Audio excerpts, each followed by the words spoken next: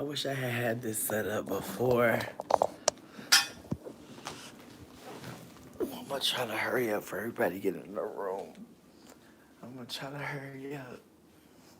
I'm gonna try to hurry up. I'm gonna try. I'm almost done. I'm almost done with my little hair. I'm almost done with my little hair. But nah, I just want to come kick it with y'all for a second, eat a little snack. You know what I mean? You know what I mean.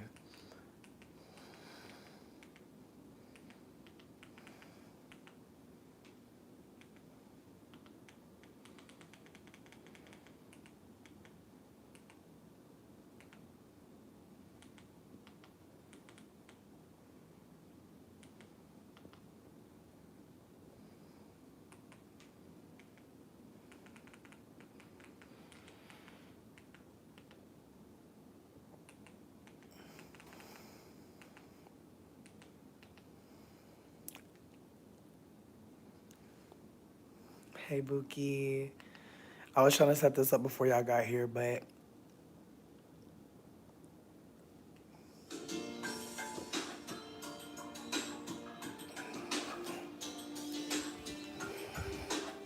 we spinning, bitch. We spinning.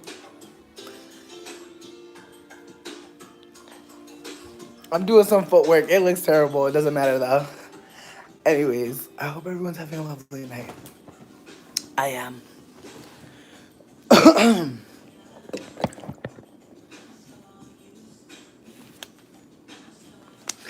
Bitch.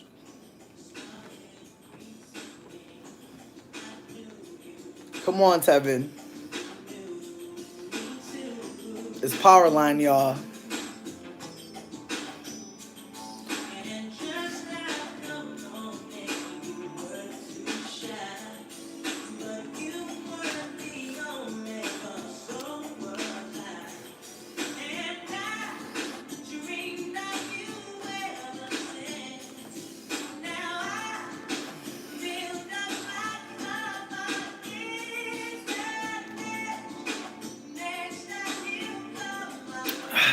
Can you tell I only know the chorus? Can you tell at this point?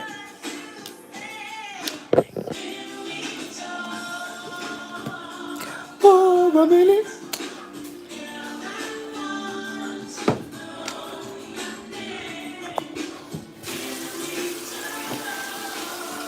I look like a stud that goes to the gym. Like, I look like I really got a gym membership.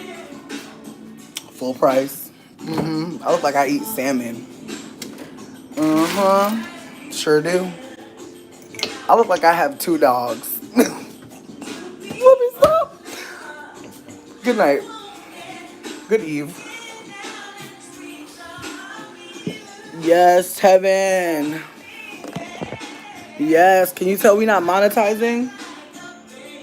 Yes. Okay, so sidebar. I was just finishing my hair and I just figured we was gonna come through and just talk anyways. Also, bitch, unrelated to everything, I'm about to smoke, so I don't even know why I took down my little puff. But bitch, my fucking little hair is thriving. You see my little cookie bush? It's thriving. It's thriving. Bitch, I wanna bleach my hair so bad. Yes. Yes. Glitter flies, that's a high compliment. Thank you so much. With that being said, I feel like I told y'all about this before. Also, I'm being kind of messy and sloppy with it, so we just gonna end up smoking it. But I told y'all it's some motherfucking extreme weed conversations about to unravel. So if you don't care about the weed stuff, you don't care about drugs, just, go wellness break, bathroom, get a snack, baby's crying, you know what I mean? Go do something else. Anyways, so this is called RSL, Rick Simpson oil. Between me and you, conspiracy, I don't believe this white man invented this shit. I don't care. This, allegedly, because you never know, bitch. You never know. I'm trying to have stuff. So, anyways, I don't believe it, though. I don't believe it. They calling it Rick Simpson oil, but between me and you, bitch, I feel like he just read some books. I feel like he read some books. I feel like he also, took the time to heal himself. But between me and you, I feel like it's giving very much indigenous, personally, because the way to make this stuff is they just cook weed down until it becomes a black tar. I know you're probably like, girl, that is heroin. It's not. I promise you.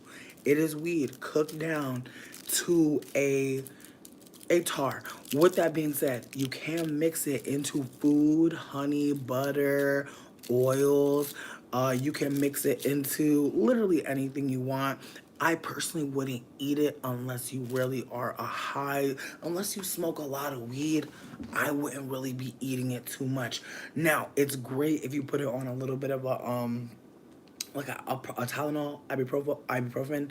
You could put like a grain of rice size. That's the most you should ever eat, is a grain of rice size. Even if you're a veteran of weed, a grain of rice size, especially if you be driving and shit. Please do not take this shit while you be driving. However, you can put it in your belly button for a slow release. I again would only put a grain of rice size in your belly button. It's very strong, bitch. But again, I smoke a lot of weed, so I'm gonna be okay. RSL and canna butter. There's not much difference, but RSL was cooked down in a crock pot, usually in some sort of like coconut oil. And so, with that being said, RSL is gonna be way stronger than canna butter. Canna butter is gonna be pretty strong. RSO is like if you took all of the milk fats out of the can of butter, like if you cooked the can of butter down, you would have something similar. If that makes sense, it's undiluted. So can of butter has a lot of other shit in it, not just weed. This is pure weed, pure weed. So even putting it in some lotion and putting it on your skin, it's penetrating. So it doesn't matter. Can of butter, you can put can of butter in your hands. It's probably not gonna do too much. Not trying to play you, but I'm just saying. I feel like even with a decarb, I feel like all the, I don't know. I guess if we were gonna cook you, then yes. But because we're not gonna cook you, no. So I feel like you would, if you wanted to mimic, like I'll say this, instead of making can of butter, you can just put that in butter. That's what I'm trying to offer you. So this is like skipping the step of having to do all the bullshit. So if you make can of butter, it'll be pretty strong, but it won't be as strong, if that makes sense. It's like probably making like a triple version of a can of butter. It's like a concentrate of like, it's like if you wanted Kool-Aid, right? Like can of butter is the Kool-Aid. This is like the concentrate to make the Kool-Aid, just add water. You feel me? So again, I'm hoping that this is resonating, that like this is one of the more potent things, and it's also decarbed. Again, I know I'm talking for a long periodically time about this, but that's just because I know that it's helpful for some people. Also, some people eat it because they have tumors in their face. Definitely look up the effects of THC tincture. This is the same thing. You could just add this to whatever people be using for a base for a tincture. Usually people use like coconut oil. You could dilute this and make a tincture. You absolutely could. You absolutely could with like some liquor. You know what I mean? You could do that. I would not. I would just keep it as potent as it is and put it on a cookie or something like that. But I'm gonna smoke it because that's just how I'm living life. But you don't have to do that. Some people say smoking it don't matter. I have it from me. So hit me up, buddy. Hit me up, friend. You seem interested, so let me know. We got a sale going on right now. I got 3 for $100, okay? 3 for $100 right now. Usually it's only 2 for $100, but we got 3 this week. So hit me up, bitch. Just trying to move and not be homeless. You know what I mean? Not to manipulate, but just trying to let you know, bitch. It's dire straits. So we got 3 for $100 this week, and if you do tell a friend, bitch, I'll give you something for free. Like if you don't buy nothing, but you tell somebody, tell them to tell me about you, and I got you. I'm gonna just again trying to pass forward the good vibes. Trying not to be greedy. Okay, baby. Not trying to be fucking greedy. Just trying to fucking survive out here. So that's the energy. With that being said, I'm still smoking that weed that said it was good for cancer, and bitch, I'm getting more immediately. This weed has helped me so much. I got my period last night, which really fucking sucked because I was like trying to go to that fucking interview. Listen, hit me up. Listen, if you hit me up after this week, but you remember I said 3 for $100, I'm not gonna be whack, bitch. Like, I'm not gonna be whack. You remember, bitch. I'm a, you know what I mean? You remember, so. Anyways, but yeah, so I'm smoking on that weed. It's called Grape Dog. It said it's good for cancer and bipolar disorder. So far, it's put me in like the best mood ever. I've been feeling great. Um, Anti-depression vibes, like high key. Also pain, not the most on pain. It says it's good for cancer. I feel like personally, what I think they mean is like if you were someone that had cancer, perhaps like you would experience just this buoyancy, like this mental like, woo. And then I also feel like you see me, you see how I'm acting. It's like it gives you a, it definitely lifts the bitch up. But then at some point, it's like all of a sudden your body is like just, mm, all of a sudden you just start slowing the fuck down. So I do think that it's probably good for, again, for people who are maybe younger who have cancer and they're a little bit lethargic. I think it kind of gives you that boost. Definitely hits you on the munchies. You definitely want to eat a snack. Uh, Definitely want to chat with people. Definitely feeling social. But yeah, if you've been sick for any ailment and you smoke weed and you feel like the weed not really lifting a bitch up, and you need that physical, I feel like this would be a good one. And it's on sale right now for me, so I would definitely do 8 grams for 50 if anybody wanted to fuck with it. But yeah, it's definitely not the prettiest looking weed. It's like very ugly looking as well. That's why it's so cheap. But it's strong and it's actually still pretty fucking good. Like I feel like even for like what the price point is for me, I'm just like damn. Like again, the spot that I be going to, not for everything, but for some things, they got this little dealiana that they be hitting bitches up with, and they're so close that that's why I fuck with them. And they just never play games. Like they're always doing something extra, and they stay with a raffle. Like they've been trying to give away this TV like all summer, and they're about to actually do the fucking raffle thingy. And I'm not gonna lie, bitch. I already told somebody in here if I get this TV, bitch, I'm gonna give somebody my TV because this little Roku TV. I know you heard Tevin. I know you heard Tevin, bitch. That TV and somebody mother like I don't want to talk about what the trauma that TV has experienced, but that bitch is strong as hell for a flat screen. I'm surprised. Where I'm happy that everybody's coming through for the night. I'm about to finish doing my little twisties or whatever, but I wanted to have a conversation with y'all and just kick it real quick because low key, Justin J, King of Reeds, did a video about Beyonce. That's so good. Like low key, I know. So okay, listen, if you're a Beyonce fan, you may not appreciate this conversation. I just want to give a trigger warning for the Beyonce fans. This just might be your time to go, use your sacred, do your sacred routine. This might be time to listen to Cowboy Carter. This just might be time for you to go do your hive happenings. Like I'm not trying to play with y'all. Like enjoy. Like if you're tucked in your Ivy Park tonight, I don't want to play with you. I just feel like the video was very very interesting, and I wanted to have a discussion. Again, I've said a lot of things about Beyonce in the past that I don't take back, but I do know that people may not appreciate. So, with that being said, uh, I'm gonna carry on. So listen, so King of Reeds, Justin J is this black gay man in Atlanta who shares his opinion very, very abundantly, very abundant spirit. I really appreciate the way that they communicate, and this video had me screaming, laughing. Oh my god, low key, I'm not even trying to play myself, but like if you need a laugh, I cannot promise I'll provide. But Justin J, just go to his latest video. I swear to God, if the comment section don't have you fucking throwing up, the first fucking 20 seconds of the video don't have you throwing up. I don't know, bitch. Like you might actually be like needing a hug. Like you might need more than that. I don't know, but I'm just trying to give the bitches a laugh, and I'm telling you right now, the way this man is speaking on Beyonce right now has me crying. Again, if you don't want to spoil it for yourself, and you want to go watch it in the morning, get up out of here, baby, because I'm about to be talking about it. I didn't even finish it. I'm going back. So I can't even talk about all of it right now. I'm just going to tell you what I seen, and I had to leave because I was like, no, I got to tell y'all about it. But again, I'm telling y'all about it so I can talk about it, but I'm going to go back to it. But it's amazing. Again, I'm done. Yeah, exactly. Get on out of here. Go watch the video. It's funny as hell. What up, Shed? I hope you're doing well. So this video that Justin J just put out is about Beyonce. Again, we're about to talk about Beyonce. If you don't want to hear about Beyonce, you are so free to come back in about 5 to 10 minutes. You know I'll be running long. You know I'll be rambling.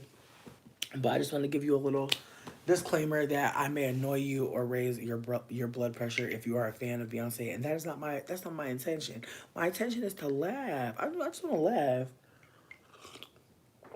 I just want to have a silly little time. That's it. You know, I don't want to cause no strife. So again, if it's gonna bother you for me to talk about Beyonce, please go.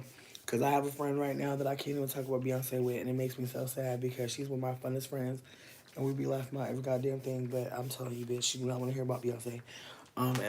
Anything less than a child of God, she don't want to hear it. And so again, I just want to give people the time and the space. Anything less than a child of God. If you don't want to hear Beyonce talk about anything less than a child of God, like if you don't want to hear, let me make sure my eyebrow's still on. Okay, because you know my eyebrow, it could really slide out sometimes. Bitch, I really tried to set it and forget it, but you never know. The rockhead ass bitch. Anyways, so the video basically was the video was called Beyonce, Are You Broke?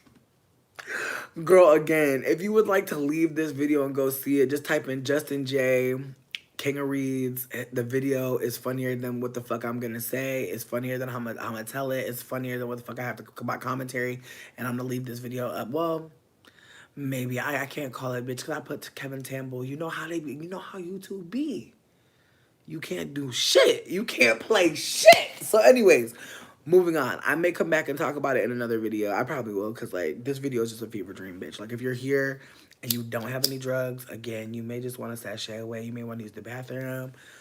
This is a great time to take a dookie if you don't want to hear me talk about Beyonce. This is a great time to get a midnight snack. This is a great time to, you know, kill that roach that may be on the wall. Again, no shade to anybody. I've had roaches before. Right now, I got ants. Okay, and I feel like they're cousins of roaches. Are they not? Are they not? People think that they're different. Bitch, it's been bitch, it's been 84 years. Titanic. Rosa Sparks, I hope you're doing well. But yeah, as I was saying though, if anybody doesn't want to hear about Beyonce talked about in a way that would be less than a child of God, you should leave. And then also, if you would like to see the genesis of the thoughts I'm about to talk about, you're gonna go to Justin J, aka King of Reads. They have a video called Beyonce, Are You Broke? It is a funny ass video. I didn't even get to finish it. I had to come here and talk about it with y'all. I'm also doing a little twisty on my hair. Probably gonna do tarot cards. You know, probably gonna do a little tarot card reading for the girlies. You know what I mean? I'm just feeling messy. I feel like this Mercury retrograde in motherfucking Leo, because it started in Virgo, bitch, and now it done switch sides. And so I'm just really excited about it, to be honest with you. So, with that being said, what up, plus size in Chicago? You know I love you, Rose. I hope you're doing well, Rosa. Rosa, are you smoking tonight? Cause I know you was here last night. You was smoking with us. But yeah, we're basically just smoking, hanging out, having a good time. Rosa, you seen it? Okay. I'm glad someone else saw it. Again, if you do not want to be spoiled by the video, leave. I haven't seen the whole video, but I wanted to just talk about what I saw so far and just share, just share. Just chat and share. That's the whole point. So getting back into it, Justin J made the video called Beyonce, Are You Broke? And I just feel like the title. Justin. Oh my God, not Beyonce, Are You Broke? Like, imagine Beyonce, like, just getting that Google alert.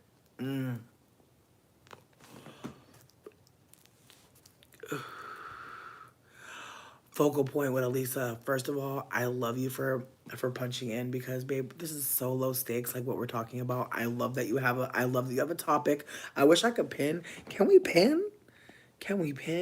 Oh, bitch, we can pin! All right, so it's going to be here with us. We got this here. We can come back. You were smoking last night and got quiet. Okay. Word. Well, listen, I'm happy you could smoke at your job. Thank God. I love when people can smoke and collect a check. That shit feels so good. Make me want to dance, bitch. I want to stomp right now. I'm not going to stomp right now, bitch. I don't got nobody beneath me, bitch. Ain't no need to do all that. It's too late, bitch. I know I be stressing the bitch above me, for real. I know I be stressing her out. I know she be looking at me like she knows something. I be so fucking loud in here. Um, you said not being pinned. Yes, okay. I'm not trying to stress you out, but yeah, no, we appreciate that because we're gonna come back to you. We're gonna come back to you for sure. We're coming back because low key J Lo just filed for divorce, bitch. Don't you love to hear it? Yeah. Now listen, we not a fan of J Lo. We not a fan of J Lo because you know what? We remember. And you could Google this if you want to, bitch. For again, I'm the kind of autistic that be remembering random shit for no motherfucking reason, but obviously for a reason. Why the fuck did she carry a gun for Diddy back in the back and help him shoot somebody in a club? I know. I know what you're thinking. You're like, what in the empire? I know you're like, what in the power? What in the power book? You know what I mean? You're like, what in the power book? I'm telling you, bitch. Angela. She is giving Angela, bitch. Like, listen, she wasn't working. She wasn't working with 12. She wasn't 12. She wasn't 12. She was 15, but it don't matter. It don't matter, bitch. It don't matter. Let me see. Am I on TikTok? No, I'm not on TikTok, Celestine. I'm trying to get myself up over there, but I'm shook because it seems like the town square of the internet. Like I feel like I remember being on the town square of the internet before. Like when I was on Tumblr, I felt like I was in the town square. I feel like I was in town. A Times Square of the internet. You know what I mean? When I was on Tumblr. Same thing for YouTube at a time. I felt like I was in Times Square. Now I'm just kind of like I can see Times Square, and I'm glad it exists. I don't know that I need to be up over there because again, I have at times not stayed in my motherfucking lane. And I'm trying so hard to find my lane and stay within it. And so I'm trying to just get myself together before I wreck myself. You know what I mean? I don't want to be out here looking ashen. And so in the past I have. And so I'm just trying to, you know what I mean? I'm trying to gain as much information as possible so I can, shift, create, you know what I mean? Again, I'm an elder. And I'm grateful to be one, but I've made mistakes, and so I'm definitely trying to just make it make sense moving forward. And so I'm definitely working on a tarot channel. I feel like that's low key what I'm really focused on right now. I like to come here and talk shit. Do not get me wrong. That is really what I'm trying to do. And I feel like even when my tarot channel gets popping, I'm gonna have a tarot TikTok. I'm hoping to go live on there as well. And again, I would like my lives to be just we chilling and vibing, talking about whatever we want to talk about. And I would like for, my tarot channel to be mostly about tarot. But again, if we're chilling, I want it to be a focus on just chilling, talking about whatever. Because sometimes people have stuff on their chest and we just end up talking about a lot of different things. But getting back to it though, J-Lo did put in the paperwork to divorce. And she did it herself. She did not get an attorney, which feels very unhinged. I'm kind of living for it. Again, we're not a fan of Jenny from the Block. We're not a fan.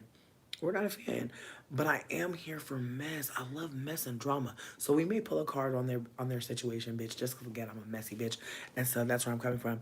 But again, getting back into Miss Beyonce because I'm gonna scroll back to the chat. Um, Okay, so apparently she just dropped a whiskey. Are y'all buying the whiskey? Can I know? Again, you don't have to tell me nothing, but let me know. Are we buying Beyonce whiskey or Boone's Farm?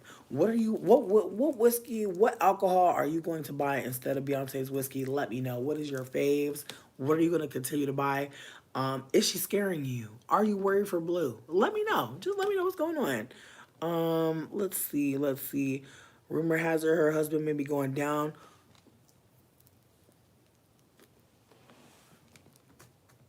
Bitch, I see the girls buying the whiskey like she gonna get away from Jay-Z if I can help it. Ah! Oh my God. She said, me and my baby, we gonna be all right. We gonna live a good life. She said that. She said that. I hope she do. Let me see. But yeah, no. Oh my God, I forgot Jay-Z. Yeah, listen. When SZA said, that line about Jay-Z, like, didn't she say his name twice? I feel like SZA really talked about Jay-Z twice on the album. And that kind of threw me because I was like, dang, she really like big SZA. I'm sorry. I'm sorry. I'm fucking with a Scorpio stellium right now, so it's just like, wow, like, yeah, I wouldn't want to be him. Yeah, he fuck with the wrong witch, honestly. Let's see, Beyonce do need some money. Yeah, probably so. I mean, again, let's talk about the things that we know that Beyonce is doing with her money. We know that she went to Turkey. We know that she went to Turkey. Let's just be clear. Let's just be motherfucking clear. Because the way that she's popping out with Sacred right now, out of nowhere, it's giving like I finally healed. I finally healed. I went to Turkey.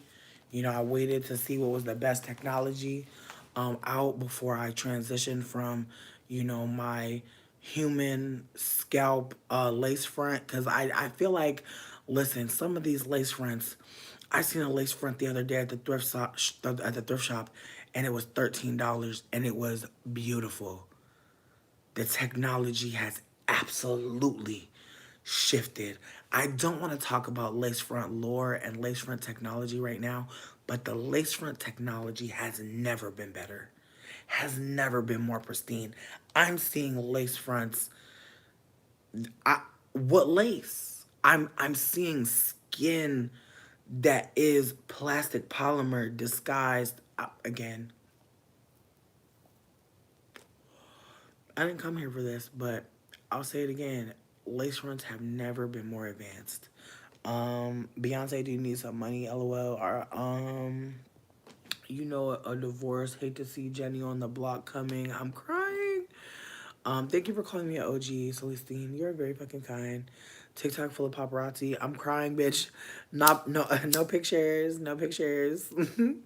Beyonce's been trying to diversify a little too much for your comfort. Oh, she's always been a capitalist, but something about how she's been moving for the last 4 years, highly questionable.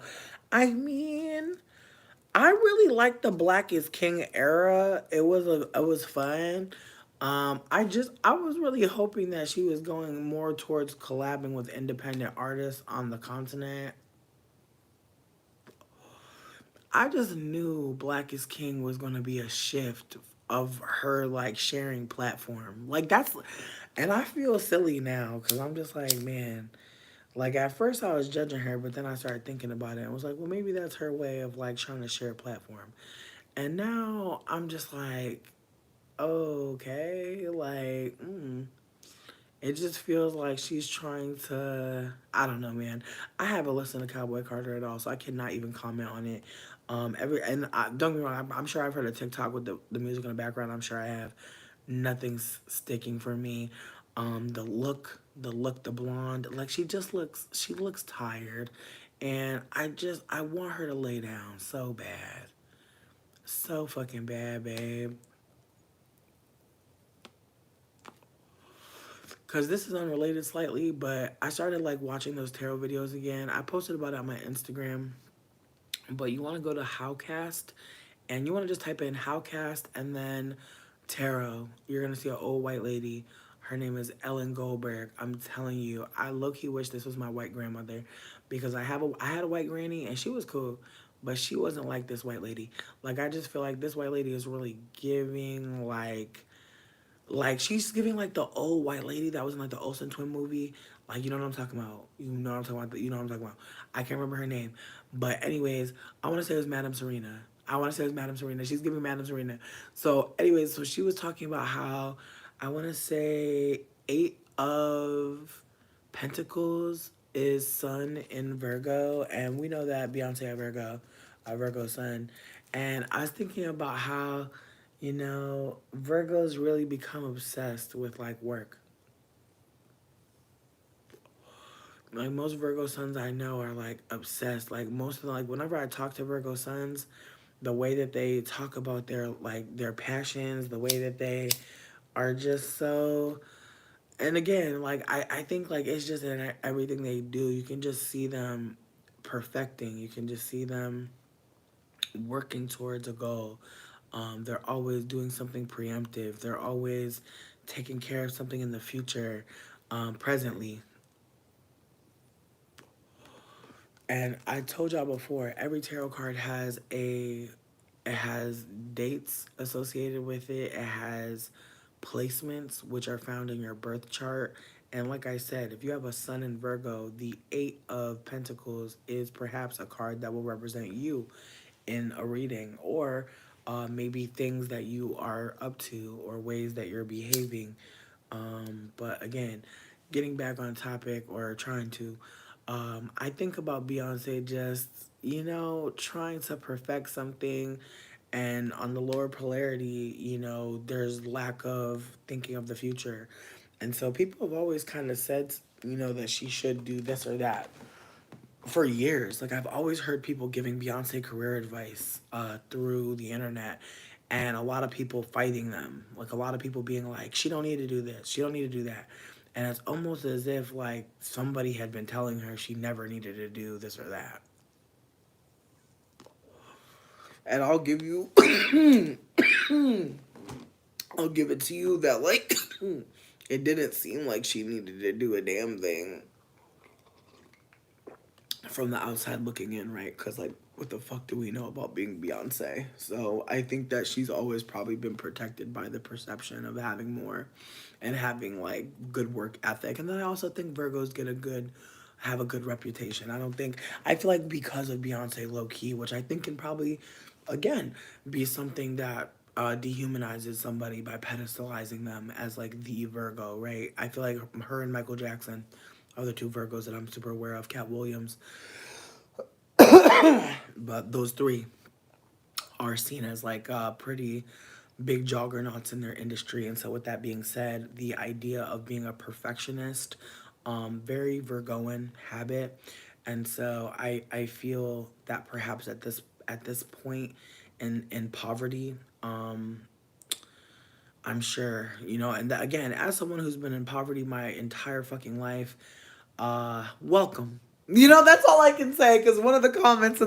comments, somebody was like, I find myself. They were like, I think of myself as lower middle class, and I feel I am quite impoverished, and I just fucking fell the fuck out. Because I was like, damn, like, impoverished. Like, what a word. I'm not trying to diminish anybody's experiences or take away from them, but I find it fascinating to, like, the words that people use. You know what I mean? Again, like, I think that because we're in America, I think our poverty, our access to poverty can be skewed. Like, someone in the third world is like, y'all got phones?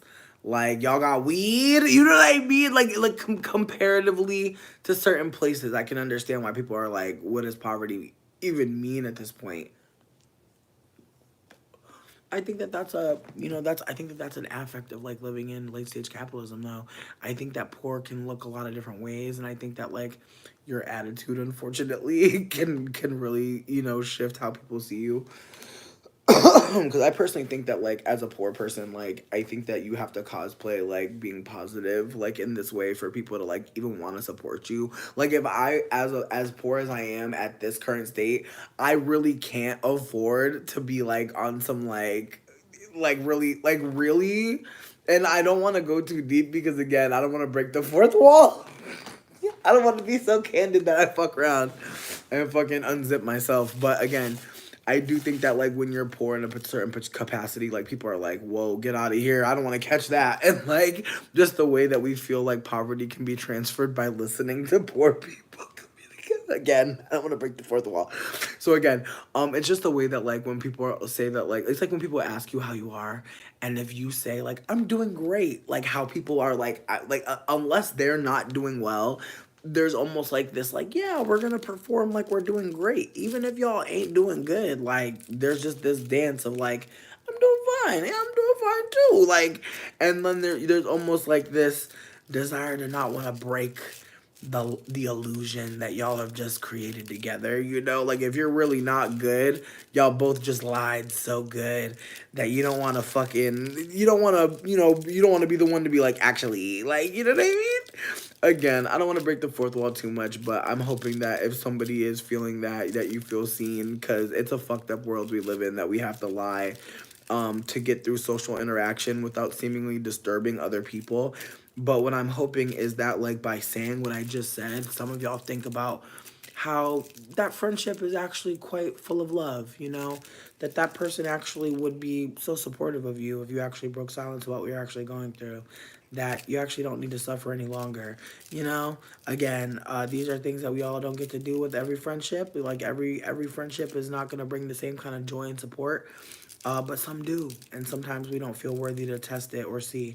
So I hope that you test it. I hope that you see, and I hope that you find out that hey, that person does care about me, and what I'm going through matters to them, and how I'm suffering matters, and I should tell more people about what I'm going through because they care about me too, and I just don't believe it right now. Okay, friends? All right. With that being said, I don't really have too much more to say about Beyonce. Like, I'm not, I want to be candid that, like, as much as I think that she can be quite weird in her behavior, I don't take delight in people suffering or going through like poverty. But I truly do believe that even if she is going through financial ruin or is worried about Jay-Z's financial situation fucking her over,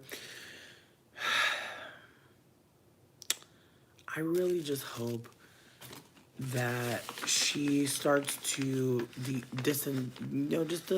just get the fuck away from him. You know what I mean? Just as soon as she fucking can. Because I think that unfortunately, there are a lot of older women that just don't realize how hurt, how scared, just how, like, some of them are just holding a persona and holding a pose in society. And I think that, when people were saying Beyonce doesn't talk, for a long time, people were like, people were like getting angry at us for wanting to hear from her. And I think that, like, what's the most bizarre part is, like, I think we were all fans that said we wanted to hear her voice and wanted to hear, who she really was. We were fans. We weren't people that were like trying to be mean, but the way that, like, and I feel like that's another thing. And I know the chat is probably bubbling up. I know we're like behind as hell, but I just have to say, just the way that, like, even saying anything about a light skinned person is seen as bullying or mean. Because there's been a lot of times where people were not being mean at all, and people really took offense on her behalf in this way that I don't want to make it seem like I have the life of Beyonce. That sounds insane. I understand that you would need to call the nurse if I was saying that. What I'm trying to offer is that I've had people talk to me in a way that was just direct. They were just pointed, curious. And people were definitely misinterpreting it as like hate. And like I definitely had to be like, yo, it's fine what they're saying. Like, you know what I mean? Like, I've definitely had people on my behalf be frustrated with someone saying something to me. Whole time it's like I'm putting myself on the internet to be perceived, like Beyonce's putting herself out there to be perceived. So again, I'm not saying that people need to be verbally abusive to anyone, but what I am trying to offer is that that's not what's happening. People aren't verbally abusing me. So I just want to be also super candid that, like, there's just times where, like, I'm sure people have said something towards me that was not anything problematic, but there were people that kind of felt like, oh, I must defend you, and it's like, there's no need. I'm not in danger. But again, I'm sure there were people that felt like Beyonce was in danger before, when no, she's quite okay. And I feel like at this point now, I think that there's a fatigue because, again, what her fans don't realize they were doing maybe is, like, they were pedestalizing her. They were putting her on this pedestal to a point where anything she did is great. It's great. It's great. We love it. We love it. And then at some point, she takes a break. She does something off-putting, and now, like, all that, the greater the light, the greater the shadow. That's all I'm gonna say.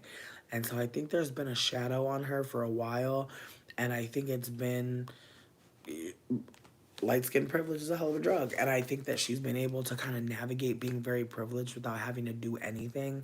And at this point, it's just kind of like, all right, you just gonna watch us suffer? I feel like that's how the fans feel, at least from what I'm noticing. Like, the fans are just like, bitch, we're broke as fuck, like, we're going through. And like, and I hate to say this, but there's nothing Beyonce could really do for us, you know what I mean? Like, other than like give money to her fans, but it's like, even that.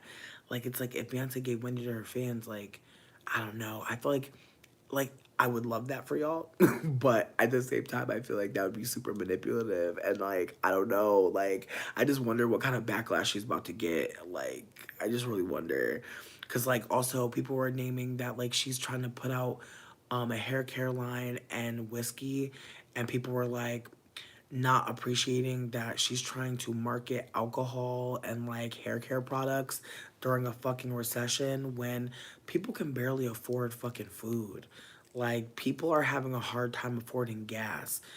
People's hair is kind of going like falling by the wayside. Like me, I used to buy a wig faithfully. I used to have a wig all the time or in protective style. I usually keep my hair done and I do my hair myself, so I'm already saving a lot more money than the most of the girlies. Most of the girlies are learning how to do their hair. I've had the benefit of being able to know how to do my hair this whole time. I am having a hard time, and I have pack hair on me, bitch. I have pack hair on me, and I can't even do shit. So I just want to put it out there that like the girlies that get their hair done, I am praying for all of you. I am, I'm, I am fucking praying for all of you because the way that this pack hair about to go up, the way that these braiders about to insure their hands, and you about to be paying for hand insurance. Oh my god, bitch! Oh my god, it's the way these braiders, it's the way these braiders are about to go up. Just setting it up, setting it all up. Setting it all up. But yeah, I don't know if Beyonce's broke. I would assume though that Beyonce's not doing the best. And that's unfortunate. But I feel like she gonna be okay. You know what I mean? She gonna be okay, baby. I think she gonna be quite okay. Um yeah, I just feel like she did that documentary where she said that there was like a light skinned ancestor that said that one of them was gonna be rich one day, and I just feel like on that, I just feel like you're gonna be okay, sis. It's written in the sky, babe. Like you already told us. You already told us. Okay, so I'm going back to the chat. Um Elysium said they're not buying the whiskey. You're sticking to Mike's Hard. What flavor of Mike's Hard though? You don't drink no more, Celestine. Celestine.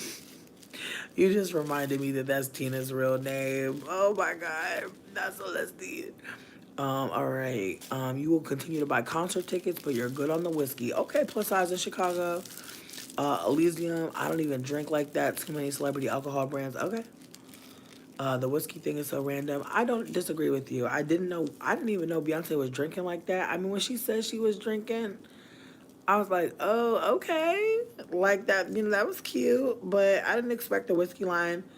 However, I wonder if it's like, I want, like, low key. I'm messy, bitch. I'm just like, bitch, is it Kirkland's? Like, is it, like, are you buying wholesale? Is it Canadian Club? Like, who is because when celebrities be putting out a brand, it be low key like a brand that already exists, but they just be like, say it's Beyonce. You know what I mean? So that's why I'm just like, who is it really? Um, SZA and Jay Z are affiliated. Okay, so apparently this is like SZA Jay Z lore that like is documented. I feel like at this point someone has definitely made a video on YouTube, but basically the timeline is that Jay Z popped up on SZA after some award show and made a comment that she brought up. Like she brought up this story. She told this story from her own personal account.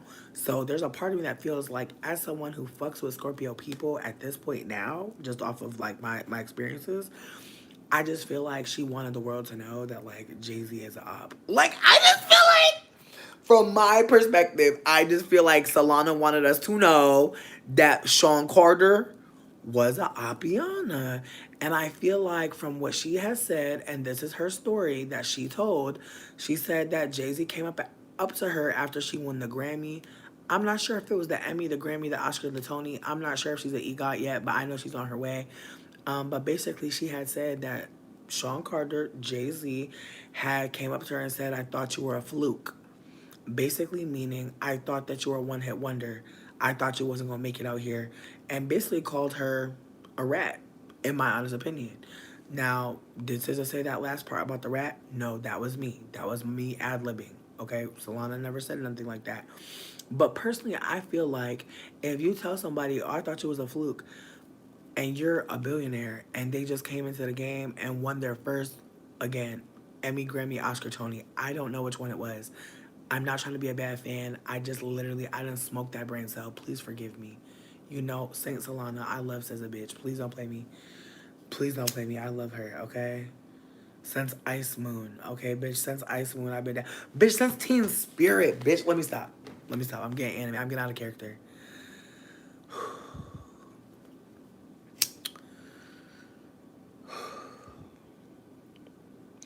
I am protected. Let me stop, bitch. Let me stop. Let me stop. Okay. But yeah, so anyways, getting back to the story. So Jay-Z had said something to SZA that was kind of stanky, and SZA brought it up. I don't know where she brought it up. It's definitely on YouTube though. That's where everything is, bitch. That's TV. So anyway, so SZA done said that, and so that's why when he was mentioned in the album, and she was saying that she said she had no makeup, just Jay-Z. I was like, damn, why? I know though, you know what I mean, based on the story. And I feel like, again, that was a shot fired. And I just feel like at this point, now he got FBI investigations. Good work. Anyways, I'm gonna move on. Boop, boop, boop. Ocean sprays your drink. Ooh, okay, cranberry. You know what? I love a good cranberry juice too, bitch. Damn, it's been a minute since I had some cranberry juice. I'm gonna get me a vodka cran. It's been a fucking minute, and I fucking love cranberry juice so fucking much. Good God. Thank you for reminding me. You're over celebrity alcohol. Mm, a collector's item. Bitch, I'm doing spell work with that shit. If I'm getting Beyonce whiskey, bitch, I'm doing spell work with that shit. Honestly. I just, again, if you know, you know. You never feel obligated to buy select things. Now you don't drink. Mm. The only brand you would know. I'm crying. Okay. Word, I hear you.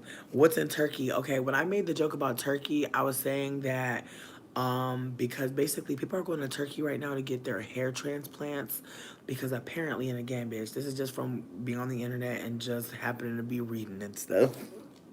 No, bitch, I was never about to go to Turkey, bitch. I was never looking for myself. But the girlies have talked about it enough in either raps or interviews to where I had to just do some reading because I was like, why is people going to Turkey? So apparently people going to Turkey because they have next level technology for hair follicles. Like, low-key, there's a rumor that Big Sean got his beard in Turkey, allegedly. Allegedly, because they talking about him too much. He might try to sue me over some petty shit, bitch. Allegedly, because the way that they are coming for Mr. Sean.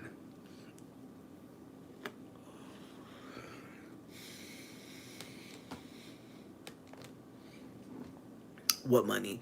Anyways, you appreciate a nice packaging, Rosa. Okay, true. Someone said they want to try Sacred, but Taraji products have your heart and scalp. Ooh, Taraji products. Tell me more. What's Taraji got going on?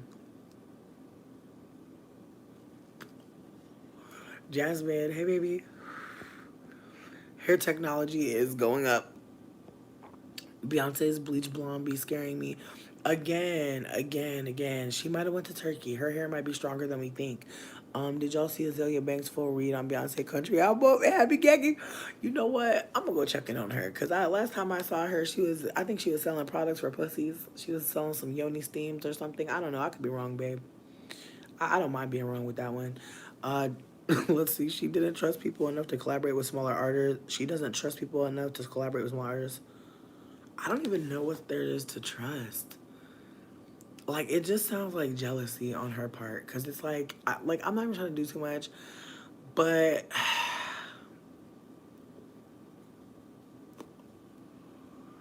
I don't want to do too much. Again, I don't understand how Kelly and Michelle are where they are. I don't understand it. It doesn't add up. And that's all I'm going to say about that.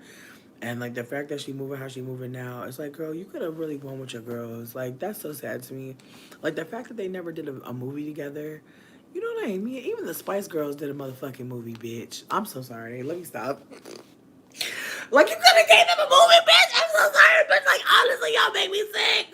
I'm so sorry. Beyonce makes me sick, low key. Because I just feel like you could just tell, like, ugh. And, like, you know what makes me even more sad? I really feel like it's something going on with Mama Tina. Like, I feel like that's low key the tea, bitch. I feel like Mama Tina don't mean her no good. But how she gonna know? Anyways, um, she doesn't look tired and yeah, she do look sleepy. August Virgo is different from September Virgos. You know what, Kira? Come into the motherfucking room. Let's know about your sign because I feel like you coming for the Virgos right now, and I'm trying to get the tea. What has happened with the Virgos? Do anybody got Virgo stories? Because I feel like all of my Virgo people are August. I don't know no September.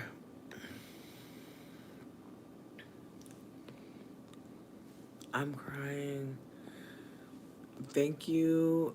Thank you so much for the Drake and the Kardashian bit that you appreciated, Nima. Thank you. I mean, I feel like Drake, mm, you know, here's my thing. I feel like celebrities are really funny to make fun of, because they are rich people that want us to see them. I feel like at the end of the day, let's just think about this critically, y'all. They're rich people that want you to see how rich and fucking how much they doing their thing. It's rich people that you will never see, cause they're scared as fuck. As they low key should be, bitch. I know it's a lot of rich people that's been in the shadows. That's like, and I'ma stay in my cave. Like, it's motherfucking rich people that knew this day would come. Woo, bitch. But low key, it's to the point where it's certain shit that I'm not even about to do no more. Cause last thing I want, bitch, cause I can't fight. I done told you I'm trying to get a slingshot. She could have left after Solange tagged him in the elevator. I mean, Dottie, you know what? Good evening, Nima. Beyonce told Megan Thee Stallion to get a liquor line. Did she? And that's what makes me sad too. Is there were some folks in Justin Jay's video comments that were saying like Beyonce is very irresponsible to be sharing uh, alcohol with the community. And on one hand, I absolutely fucking agree. Like I don't drink that often. I'm not about to play and be like the way it makes me feel. I'm not gonna do all that. I like to drink every now and then. I drank last night, and I enjoyed myself. I genuinely did. However, if I drank the way that I smoke, I would honestly be worried for myself. And with that being said, I know that like the way that I smoke is, is I'm trying to be aware how much, how frequently, but at the same time, I'm also enjoying myself. So again, I feel like harm reduction is a dance that we're doing, and so for anybody out there who's struggling, I hope that you know that you're still valid. You're worthy. You don't have to be performing like you're about to get sober. Like you're good. Like I feel like for a long time I was always like, oh, I'm gonna stop smoking. I want to stop smoking, and it's like, yeah, I want to stop smoking in the sense that like I want to not need to smoke all the damn time. But I still want to smoke. And so again, being able to say what I really mean has been helpful. And so maybe you don't want to stop drinking. You just don't want to drink all the damn time, meaning you don't want to drink every day. Maybe you want to drink 3 times a week instead of 5. Again, harm reduction just looks like negotiating. And so I just want us to all consider that it don't gotta be today, bitch.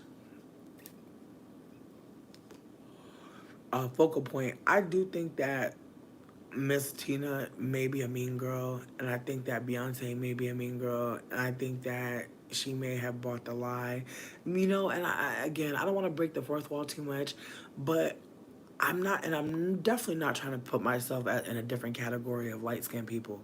What I'm trying to offer is I have never believed that like being a light skinned person was like worth more. Like even as I unlearn and recover from like my or how do I say this?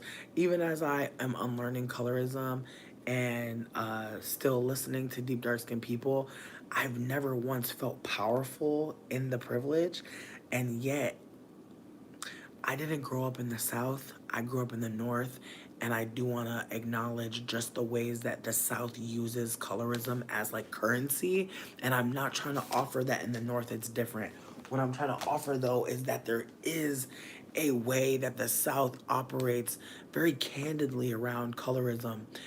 with their blue vein societies and paper bag tests, which were also found in the North. But I will say that there are a lot of black folks who were in the South that moved to the North because there are not the same ways that people categorize and mobily uplift lighter skinned people at the detriment of deep dark skinned people. I am not trying to make it seem like there is some big difference, but there's a difference in communication, is what I'm trying to offer. And perhaps that lack of communication is why some people feel like there's a difference in the North, right? Because like people might say, like I feel like a lot of the colorist language comes from the South. I'm not trying to say all, but a lot. Um, Focal Point, who said that, I always saw that on Twitter. I hate that she did a tequila when she is known for cognac, but Bay didn't want her competing with Elisa. Hmm, interesting. Oh, indigenous agave growers. Okay, Nima, go in. Whoa. You've never had salon money. I plan on a day dedicated to the hair once a month. Okay. Hey, Native Son. 20% of the most known celebrities are culturally competent. They may not be checking, they're not checking temperatures.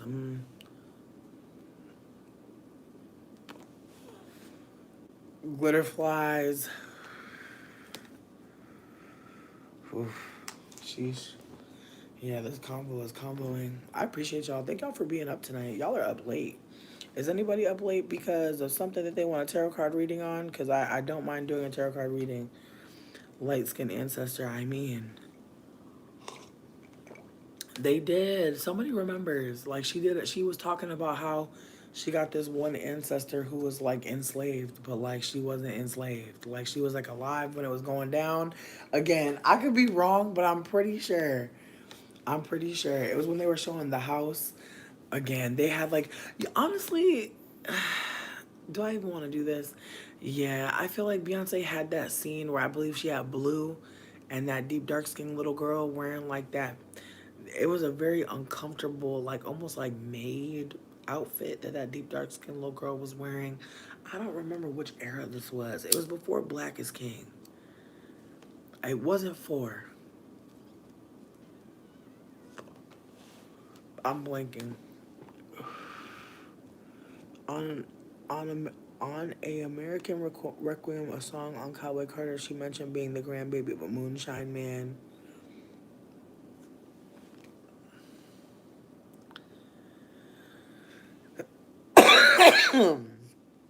Everybody's so fucking creative, bitch. That's all I gotta say. That's all I gotta motherfucking say, bitch. Let's see, hating ass Sag, you're a Sag. Oh, I love Sages. Y'all are so fun. Sages always make me laugh. I'm always obsessed. You can't wait till Jay-Z gets exposed. Okay, he's a hater. Don't want no one to surpass him in Bay, which is why I find it weird. Everyone's desperate for their cosign.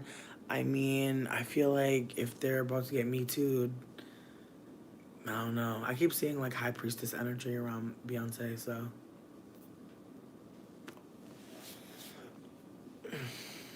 Teen Spirit that went double platinum in my household. Honestly, Teen Spirit is honestly so good. Like and like also the fact that she filmed it in this like abandoned house and she's like in that bathtub with the water gun. I'm happy to see her flourishing, but it's a reminder that there's so many independent artists out here, and if only people saw their work, like they would be there too. And like SZA, I mean, I feel like I've been watching her for so long, and like be Jay Z saying he thought she was a fluke. I just knew she was being under resourced at Top Dog, and like that shit was frustrating because they put a lot of resource into Schoolboy Q, put a lot of resource into fucking and this ain't me trying to hate because I like Schoolboy Q, I fuck with Quincy, but like honestly, like just all the love that J Rock got, and again, I don't hate none of them, but it's like y'all had SZA in the clip, and y'all was really out here putting money into Kush Coma. I want to beat all y'all ass, but also Kendrick, obviously Kendrick got the best budget. in there, Absol too, and the fact that only one of them fucking really popped is fucking crazy. I'm not trying to play everybody else on the label, but honestly, the fact that they didn't put money in SZA is fucked up. Like, I understand Kendrick getting a budget, I understand that, but everybody else, like Danny didn't need a budget. Like, no shade. Like, I just feel like Danny got stoner music. I'm not. I would never go to a Danny concert for what? No shade, not to be mean, but some people I'm not gonna go see because it's like, bitch, I know he gonna be late. Like I remember somebody was like late like 2 hours and it was crazy as fuck, and they like were high as fuck, and it was insane. I can't remember who. Her perfume smells good. I remember Beyonce's Heat. I remember Beyonce's Heat. It smelled nice.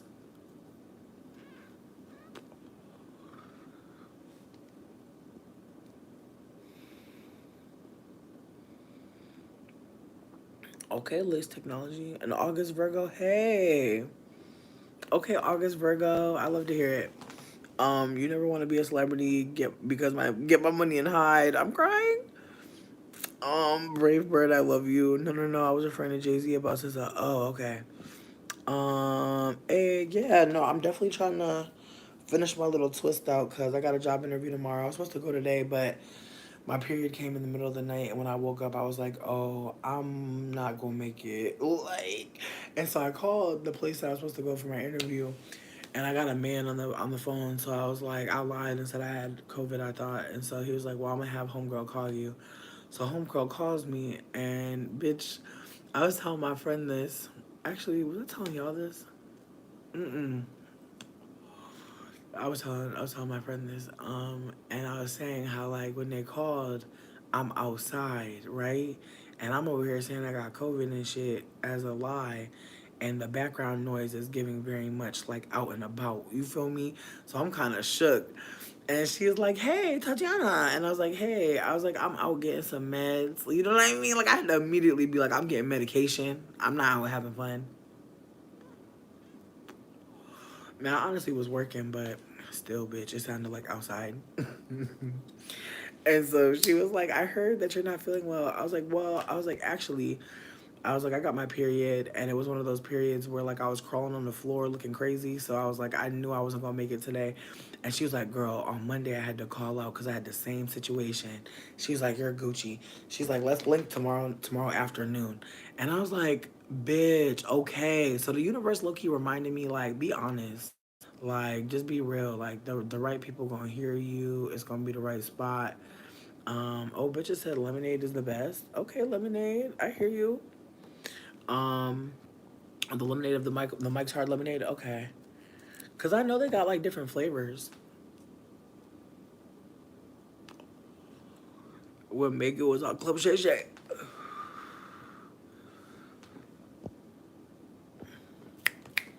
Yes, Megan's issues with liquor, cause she definitely talked about it before.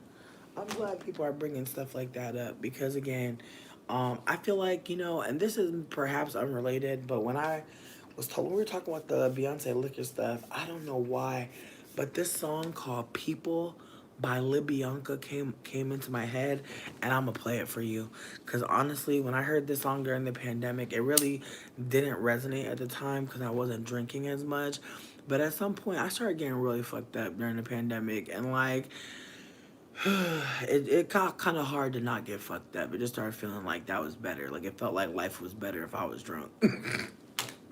Again, bitch, I'm not trying to shame nobody if you there right now, baby, because honestly, it's the way that I want to drink right now. But I'm reminding myself that I'm going to drink on Saturday,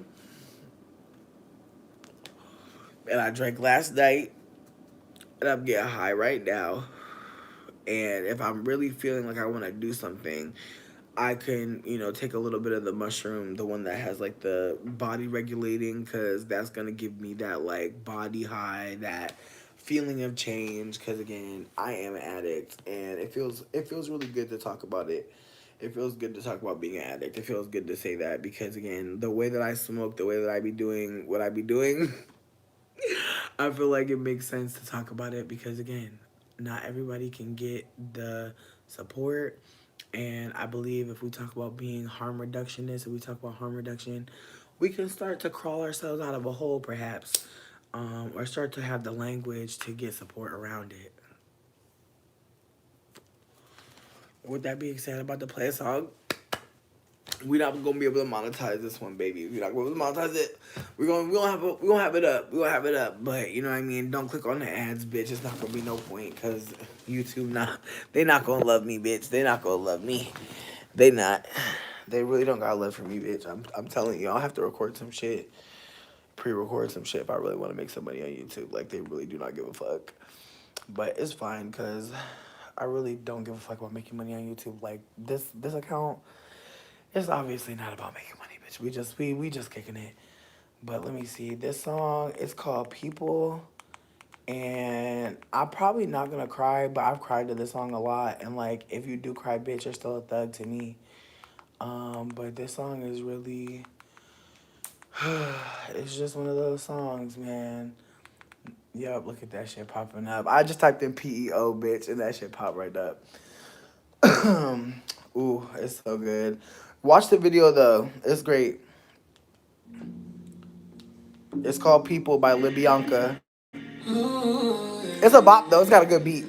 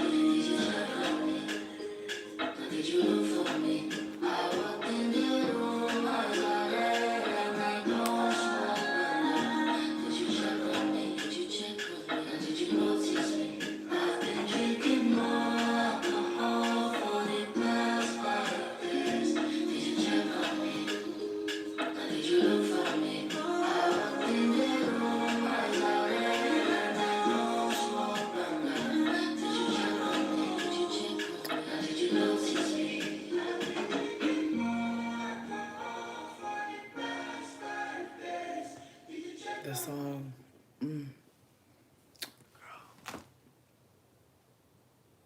Pray. Okay.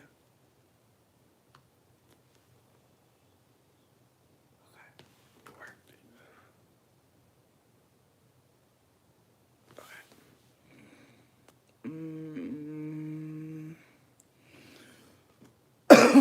No, I am definitely behind the chat a little bit.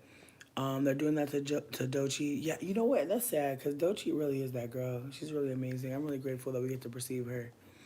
After your first advance, if you don't create your own motion, expect to be on the shelf. Okay, recreational bliss.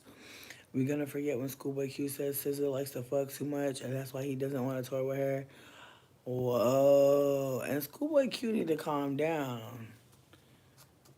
Cause like bitch, all he do is talk about smoking weed. Like no games. Like his music kind of boring. Like I enjoy Quincy music because I smoke weed, but whoa,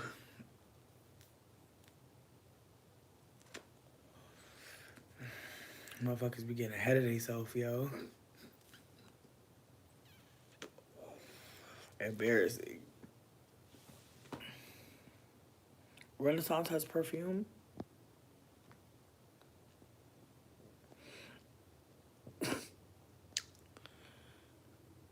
Mm, me too. Focal point, right. I'm like, okay, this white lady low key showing up. She said my endocrine system be bugging out too. So let's see. Alcohol was your lifestyle during the pandemic. You wasn't even ashamed, as you shouldn't be. The fuck, like motherfuckers told you it was the end of times. The government gave you money. The fuck. I'm sorry, but yo, the way that motherfuckers was trying to perform like they was okay, the fact that anybody was acting like they was okay, bro. At this point, I feel like that's why motherfuckers is extra dropping the act. People were trying to perform like they were okay during a motherfucking global motherfucking pandemic is like seemed like too small of a word. I feel like we said it too much. It gotta be something different now. Ain't no way. Mm-mm. Not possible. Her name is Libyanka. I'm obsessed with her. It's a radio fave, really? Oh, I love to hear that. What up, Bookworm Radio? I hope you're doing well. Oh, love you too, boo. Thank you for chilling. Yeah, okay, so we're finally caught up with the live. We talked about Beyonce a lot, which was cool.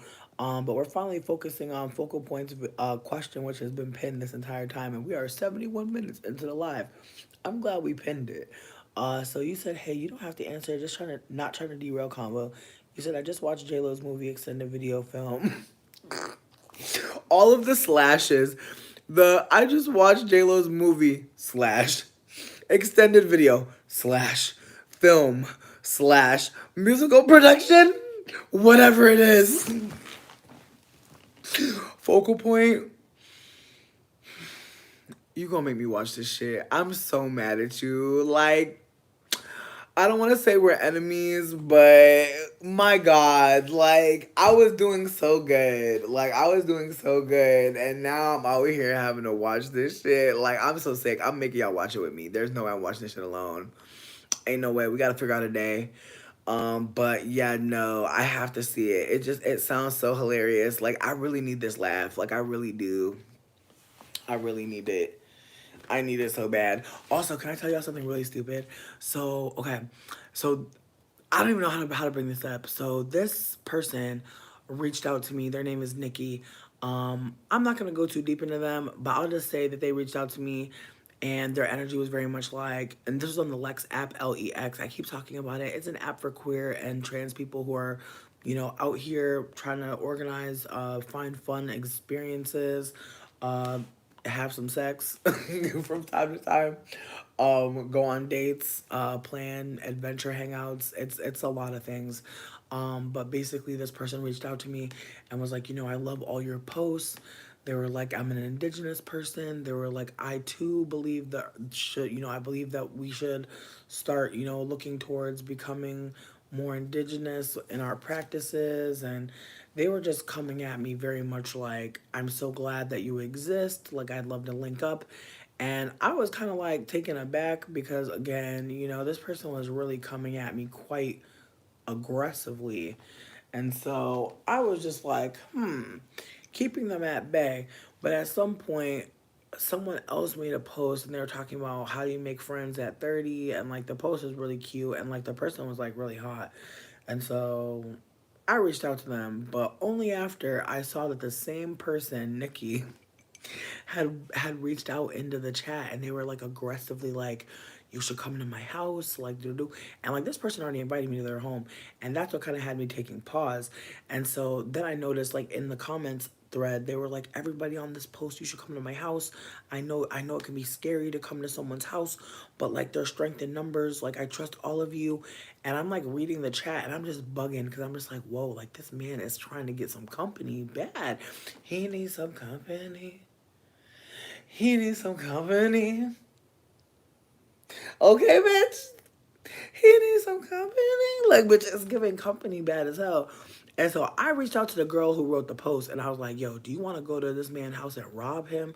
Because again, he is aggressively reaching out to people. So I'm just like, girl, let's go rob this man. And it was a joke, right?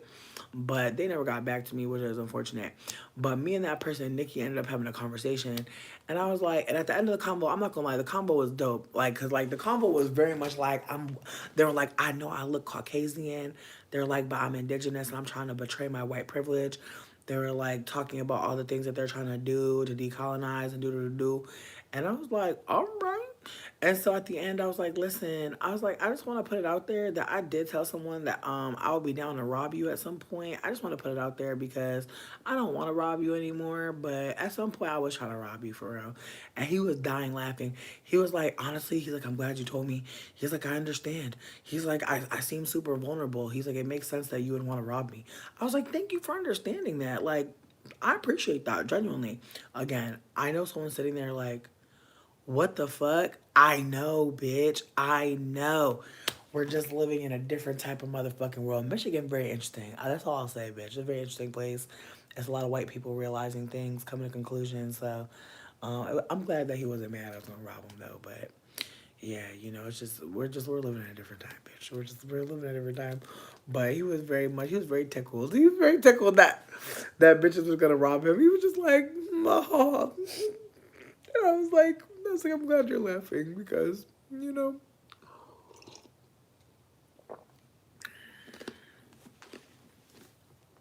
Oh my god. Okay. Getting back to it. Okay. Nubia said you despise J Lo. I mean, here's my thing. I feel like J Lo had a couple bops from my childhood, and that's why I don't like. I don't plot on her downfall, but I don't think about her like winning for real. It's impossible. You know what I mean? Like I'm not trying to be dramatic, but I just don't feel like it's realistic that she's going to win. And just because I feel like she can't really sing. Like I just feel like I hate to say this, but like just like Alicia Keys, it's like it's all smoke and mirrors. And I mean that like low key, Alicia Keys could just play piano. Like I mean that so sincerely. Like I've heard her do some shit. And, you know, I know we all have. I know somebody out there is thinking about when she was just screaming on stage. Like, some people just, they can't really sing. They could talk, you know, melodically on a beat, and then the computer can do something with it. Like I feel like the computers be doing a lot, you guys. Not to mention, low key, a lot of people be having background vocals. Like low key, J Lo had, bitch. You know what fucked me up? When Victoria Monet was finally given the green light to debut, I just feel like I just looked at Miley Cyrus and wanted to beat her ass, cause it's just like, bitch, just it's the way that like Victoria Monet. I know she gonna do something. I know she out here eating good. I know she gonna win, but it's just the way that some of these white bitches take on the persona of the writer in this way that's just so creepy. And you can see it with Victoria Monet, bad. Like her, like Ari and Miley Cyrus and Ariana Grande, you can just see the Victoria Monet all over them. And it's just like, sweetie. Wow. I don't know why I called her Ariana, because I'm gonna just call her Ponytail. That's what I'm gonna call her. Cause you know she lucky she even getting that name. Cause the way Ariana looking right now, like Loki, can we roast Ariana for a second? Like I really believe in women. I really believe in women empowerment. I really believe in women empowerment. I do, but I feel like Ari, like between the black fishing and the ghetto fishing, and now the fishing for other bitches' husbands and looking crazy while doing it, I just feel like it's time, right? It's a little bit of time. It's a little bit of time, right? Just a tiny bit. I'm gonna unpin your question because I feel like we've decided that we're going to watch it together. I don't know when, but one of these days we're gonna watch J Lo and this movie, and I want y'all to know right now. I'm getting super fucked up. Like I'm literally gonna get some like weed like juice. I'm gonna make some lean. Like I'm literally gonna drink lean while I watch it, just so I can be in a good spirit. Cause I just feel like giving any clicks or views to J Lo. Oh, that distresses my spirit. Like I honestly, I feel my ancestors just getting angered. You feel me? I just feel, my ancestors that dealt with the conquistadors. Like I just feel like my ancestors that dealt with them. They're like, no, you know what I mean? Silencio, you know what I mean? I'm just hearing silencio. Like that's all I'm hearing, and I feel bad because I'm gonna do it. I'm gonna still watch it, but it's just something about it. I don't know. There's a part of me that feels like that Selena movie really went to her head. It's like, girl, I feel like once she did Selena, she really was like, I could do anything. Like I hate to say that. But I really feel like once she did Selena, it put a battery in her little back. And she just really lost her mind. Sure did. And I don't know what kind of drugs Ben Affleck dick got in it. I know Ben Affleck is a white Latin, right? Yeah. Two conquistadors in love. I don't got nothing else for that. I'm so sorry. I'm done. Bedhead girl from the Bronx clip. I'm crying. A love addict. A love addict. A Leo that's a love addict. I mean, girl, I mean no shade, but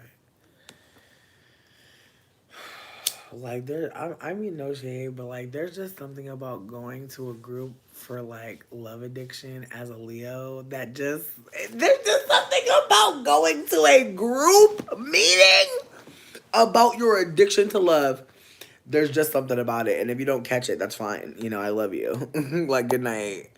Um an astrology girly down. She has a whole astrological sequence in the film dragging her in her relationship decisions. Whoa. What kind of exposing? Wow. She's that kind of Leo. Okay. There's some Leos that be breaking the fourth wall as a personality, and it's just like kind of bizarre, but okay. Like I've met too many of them. I've met two. No, thank you. You're never gonna not bring up her. No, for real. I'm sold. I'm sold like shit. Elisa, you done took me. You done took all of our times. There goes the afternoon, bitch. We could have been fucking learning. We could have been reading a good book, and we're about to be giving our time to J Lo. Yuck. The horror. The horror. Excuse me. You said you're never not going to bring up her taking Shantae Moore's song, If I Gave You Love.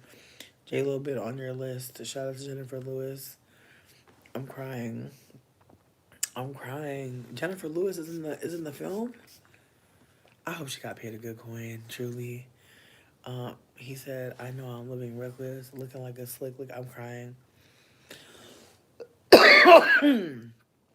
J Lo's boos weren't ever her boos, her bops. I'm crying.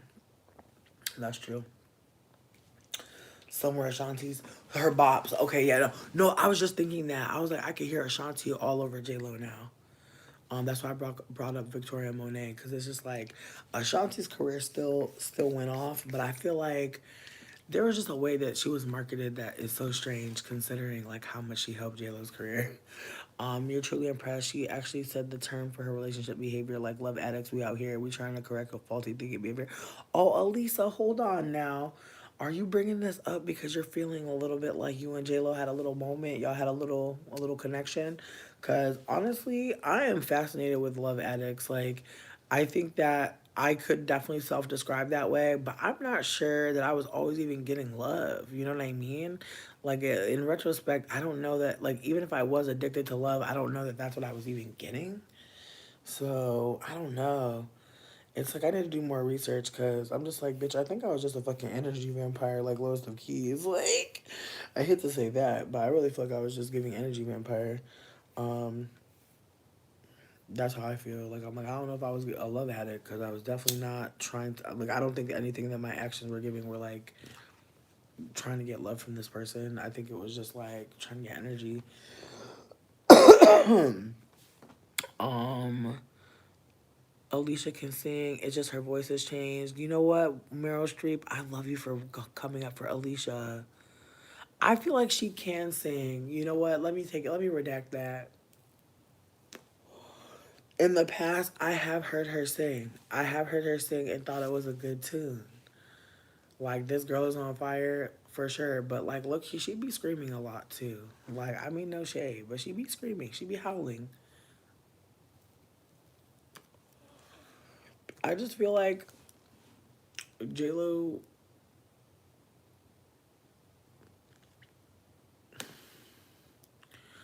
I just feel like once you have kids, like just focus on them. Cause I just feel like it'd be weird as fuck. Like people trying to be in the spotlight, they got whole like babies and situations and shit going on.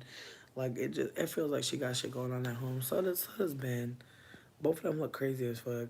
And then low key, people were just talking about how Jennifer Garner was still hanging out with Ben Affleck, and people were like judging her, and people were saying like, I bet they're about to get divorced. I bet they're about to get divorced. People were literally just saying like J Lo should divorce him. He making her look dumb as fuck, and like I swear the fact that she filed herself is just, and there was no prenup apparently. Who you think got more money? Like for real. Like who you think got more money? Personally, I feel like J Lo is more known by white and non-white, and I think Ben Affleck only really crossed over to white. Like I feel like I'm not saying people of color don't know Ben Affleck, but I'm not. But like, can you name me 5 Ben Affleck movies right now off the top? I'm not trying to be cruel. Don't do it. Don't pressure yourself. If it's not coming off the dome, like if you panic, girl, that's what I mean. Like I'm just that's what I'm saying.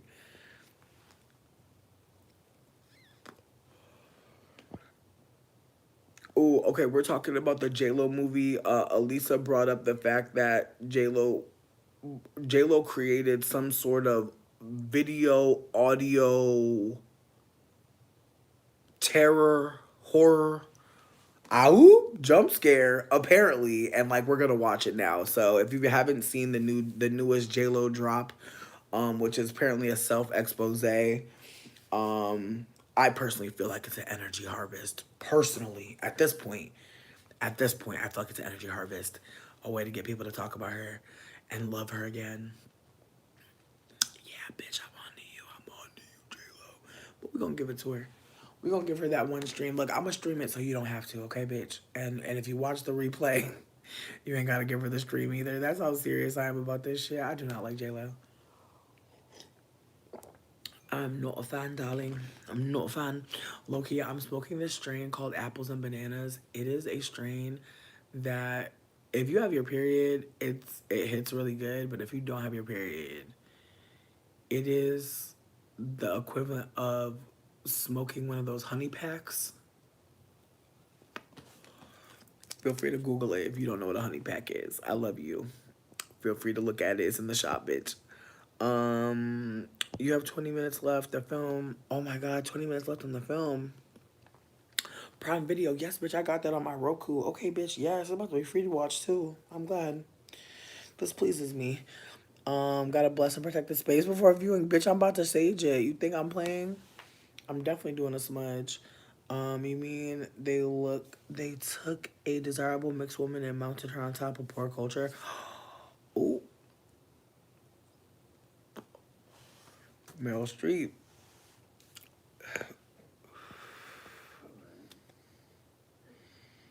Like J-Lo, just say you desperate. Ooh. Ooh.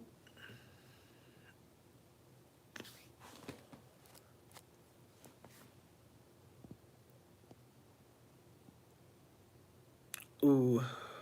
Cause celebs go to me. You were wondering why she was talking about Taínos in Puerto Rico and Ben Affleck. Wow. Listen, I'm glad we having this combo. Alicia just had lost her vocal ability after she stole that lady husband.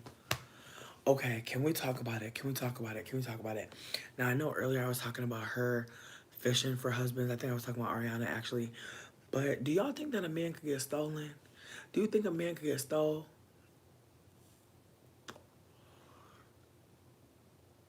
Cause I don't think anybody can get stole. I think people be already left. I think motherfuckers be left emotionally, romantically, sexually. They be gone already, bitch. And then the final cut is maybe knowing that there's someone else, but they've been gone. Like people leave before they cheat usually. They don't leave physically, unfortunately, but they've left in other ways. Um, your Jupiter's in Leo and you're from the BX. You guess it's a connection because you've been dragging her for years. I'm sorry, I don't know why that tickled me so much. Not the geographical connection.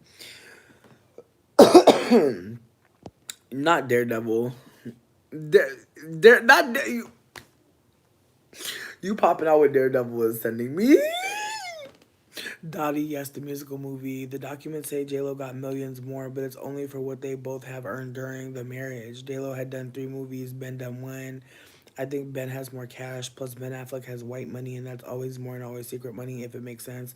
You know what, Cat Mo, you're not wrong, because J-Lo does play up being a person of color despite being tooth, despite being envelope. So, with that being said, I feel like the white Latinos be exaggerating just because they could get a little, just because they get them fry marks in the sun. You know what I'm talking about? Motherfuckers get that little yellow from the pan sear. Motherfuckers be pan seared. Talk about some. I'm a person of color. It's like, girl, with your freckled ass, sit your ass down.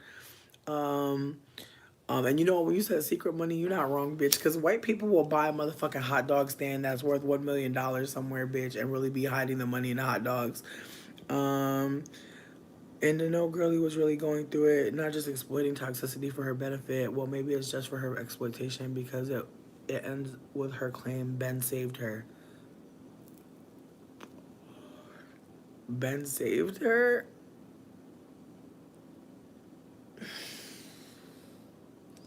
Yeah, that's an energy harvest. But it's also low key. It's giving Horcrux. It's giving like love spell. It's giving visual love spell. I just feel like when she got Ben, she wanted to wave him in people's face.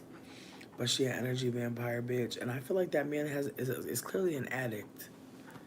And I don't know what kind of addict he is. Maybe he's addicted to giving love. I don't know, bitch, but maybe not that much. Ben Affleck, good movie called The Town. Okay, I think that's like the one in Boston, right? What up, car rides? Ben Affleck is Anglo. People think he's Latino just because he has Hungarian middle name. I actually read somewhere that he claims Latina dad. Maybe I'm tripping. Why don't you like J Lo? Oh, I don't give a fuck about J Lo personally. I don't think about her, but she's in the news, so we're talking about her. He made choices. He did. Thank you. Personally, no, I don't believe in that. Stealing a partnership. Everybody got a choice to make, and they just be saying fuck it and doing their dirt.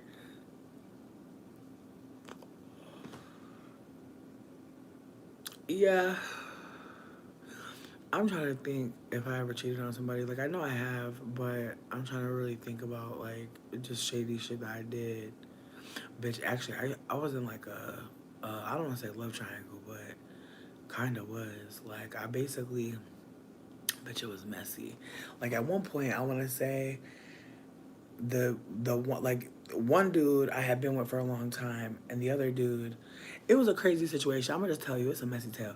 Basically, like, I went on a date with this dude, and it was like a really good date, and I want to say we were having a good time, but then we got into a car accident, and it was crazy because like I feel like that car accident like changed his whole demeanor. Like once that happened, his energy was very weird. And in retrospect, I really think he was trying to avoid having to pay, like, if, just in case I was in pain or something like that. Like, I think he was scared that, like, something had happened to me, but not scared enough to actually check, but definitely scared enough to distance himself from me, which felt very fucked up. Because, again, we were having a great date after we'd been talking for a while, and he had broke silence about a lot of stuff. Like he had like been with like yo. I'm not gonna tell you this story because I'll never forget it, and I don't want to put that in y'all fucking hippocampus, bitch. I don't want to put that in y'all. But basically, we had definitely trauma bonded a bit, and like he had told me some crazy shit. I told him some crazy shit, and so by the time we went on that date, it was kind of just like wow, everything's great, and then car accident, and then weird vibes. I want to say like years go by. Like I had met, and this was when I had first gone to college. So I was like 17 years old, about to be 18 in the fall, and it was summertime when we had linked up. And like he lived in like another town in Massachusetts. And I want to say that like at some point, years later, I had been with this other dude named Andrew for a while, and like he was the dude I told y'all about who went to Harvard, who was kind of a weirdo. And like me and him were in a bad situation. Like we were just not good. And like the first dude, the car accident dude, hit me up and was like, you know, I've missed you. I've wanted to talk to you. I've been hoping that we would cross paths again someday. Do do do do. And the energy was very much like, you know, when we got into the car accident, I was embarrassed. Like I felt like, you know, I didn't know what to do. He's like, my car was fucked up. Like I was a scrub. Like I lived like an hour away from you. I couldn't come see you no more. Like he was just like, I just felt like everything that we had wanted like wasn't gonna happen. So I just wanted to kind of like stop hurting and just not talk to you no more. And I was like, that's crazy as hell. And so we started like feeling each other again slightly. And I want to say like it was getting messy. Like I was going to vibe with him, and I felt like, you know, after we had hung out probably 2 or 3 times, I was like, yeah, I'm gonna leave. I'm a dip on the Harvard dude. I'm gonna go with my, you know, my little first boo that I have met. We got into a car accident together. You know what I mean? Like, I'm still feeling him. I'm going back. And so I have basically moved out. And Andrew, the person who I was living with, was kind of just like, bitch. And his energy was like, you really left me? Like, he was devastated. He was like, where are you? Like, I didn't tell him shit. I just moved out. And so I'm living with the new dude. And I want to say it lasted like a week. And I want to say within that week, like, he just turned real crazy. Like, it was wild. Like, me and my ex had still been cool, kinda. Not really. Like, my ex was hurt as fuck that I had moved out, but he was trying to get my ass back, and I was like, there's no way you're getting me back. I'm happy as hell. And so once I had moved in with dude, I'm in a good vibe. Like, I'm thinking everything's gonna work out. I'm like, oh my God, we back. We back. You know what I mean? If you ever went back to a motherfucker and went back, no, the car accident dude was very much not a good dude. In retrospect, when I think about that, it's like, dude, you really didn't even check on me after the car accident like that. Like, I remember telling him like, hey, I remember being like, hey, I'm feeling weird, trying to be like about our connection, and he like thought I was talking about the car accident. He's like, have you gone to the doctor? Like, he was mad worried. And in retrospect, I don't think he had good insurance or whatever the fuck or something, bitch. So no, again, this is a long time ago. This was like when I was like 17 years old. Like I met this man like my first year of college. Like this was a long time ago. This happened, and then like when we reconnected, I was like maybe like 21. And so I want to say that like by the end of that week, like he just turned mad mean, and he was just like, I remember I asked him for something, and he was like, I'm not buying you anything, and I didn't even ask him for any money. I had my own money. I was just like I genuinely was asking him like if he wanted to go get some food, and he literally had the nerve to like tell me he wasn't gonna buy me shit, and he had this energy of like I got you back, and like now you're mine, now you're trapped, bitch. The way I called my ex, bitch, I'll never forget this, bitch. This is the messiest shit I ever did. I called my ex who I had just moved out on. I had moved out. I had told him like I'm happy, I'm being loved, like I'm good, I'm straight, I don't need you, like do do do. Bitch, the way I called that man one night and was like, I'm gonna need you to come get me.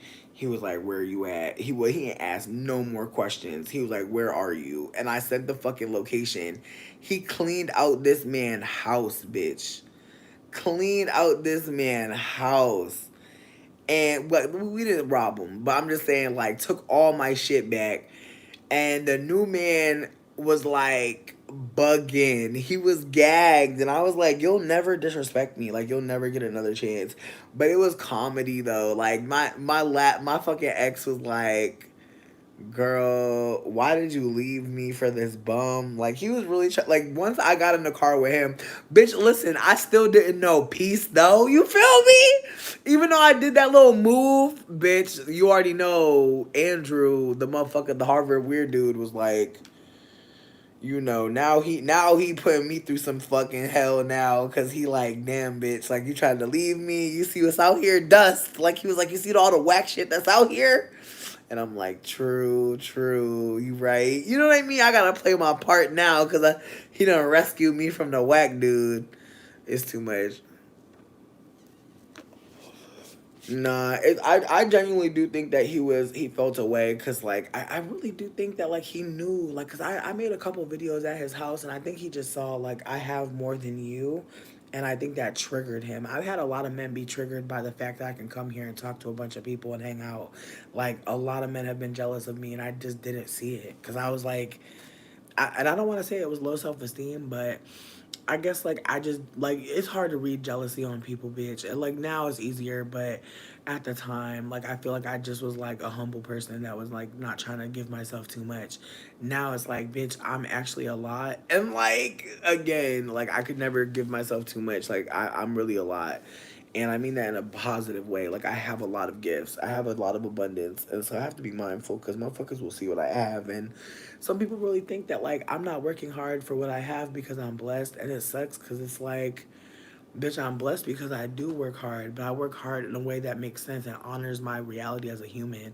I'm not about to be stressed the fuck out just to get it. For what? Like, I don't see the point of that. I don't see the point of being stressed the fuck out. If I gotta stress, if it's gonna stress me out, fuck it, baby. I don't want it. Mm-mm. Hell no. If it's gonna bring me fucking stress, it's gonna bring me trauma, hardship, no. Mm-mm. No. I'm just even thinking about it made me sad. But yeah, no, but I literally had a man move me out of another man's house, and then I had that other man move me right back into his house within 1 week, bitch. And it was funny as hell, because that first man was just like, "Yeah, we not losing you again, bitch. Like, nah, like, if he don't realize you're a blessing, I'm taking you back." And that shit had me dying in retrospect. And he the dude that I told y'all, like, the dude that moved me back into his house, literally reached out to me at some point and was telling me that his new partner, his wife, literally thinks I'm whack for like not wishing him a happy birthday after we had broken up. And I was like, y'all are weird. Like, why are y'all even discussing me? Like, I really do think that he's never gonna be done with me. And I hate to say this, but I did do a love spell on him. Like, low key. Like, low key, I low key think that's why he moved me back in his house, bitch. Because I had done them love spells on him, bitch. And he was like, still delusioned or some shit. I hate to say that. And I'll tell you what the spell is, because I wouldn't suggest anybody fucking do it unless you want someone connected to you for literally ever. And they be annoying after a certain time. Like, people get annoying after a certain time. So don't do this spell. If you do it, bitch, that's on you. But basically, I carved some pentacles in his back while we were cuddling, and my intention was that he was gonna be mine. I know, again, as a Capricorn, the pentacles, my star card, or like my sun sign card, is pentacles, 4 of pentacles. And so I just carved a bunch of pentacles in his back. I just kept scratching pentacles in his back and sending the intention that he would never leave me, and that he would always, he would always be in my life. And it worked. Again, now, when I did want to get away from him, when I really want to get away from him, like, I'm not gonna lie, it got crazy a few times. I'm not telling you to do the shit. Don't do the shit. Don't do the shit. But I definitely did a little pentacle charm on his back, bitch, a couple times over the course of our years together. And I would not be surprised if he, when I had marshmallow.com, he was paying for it even 10 years after we weren't together. He just one day stopped paying it out of nowhere, and he was married, bitch, when he was still paying it. I just want to tell you, it might have just been a money charm. Kale, yes, a desert snake. Yes, they move in this way that it's almost like they're moving, but it's hard to see it. So I understand what you're explaining. Like there's movement. There's definitely movement, but it's like the movement is so intricate that it's almost like you're not really sure how it's happening. And so I do agree. Jealousy does involve confusion.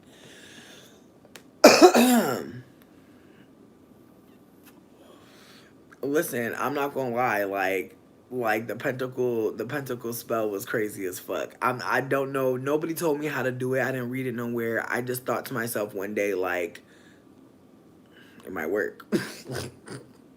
Again, this man was extremely rich. He's in Aries, a sun in Aries.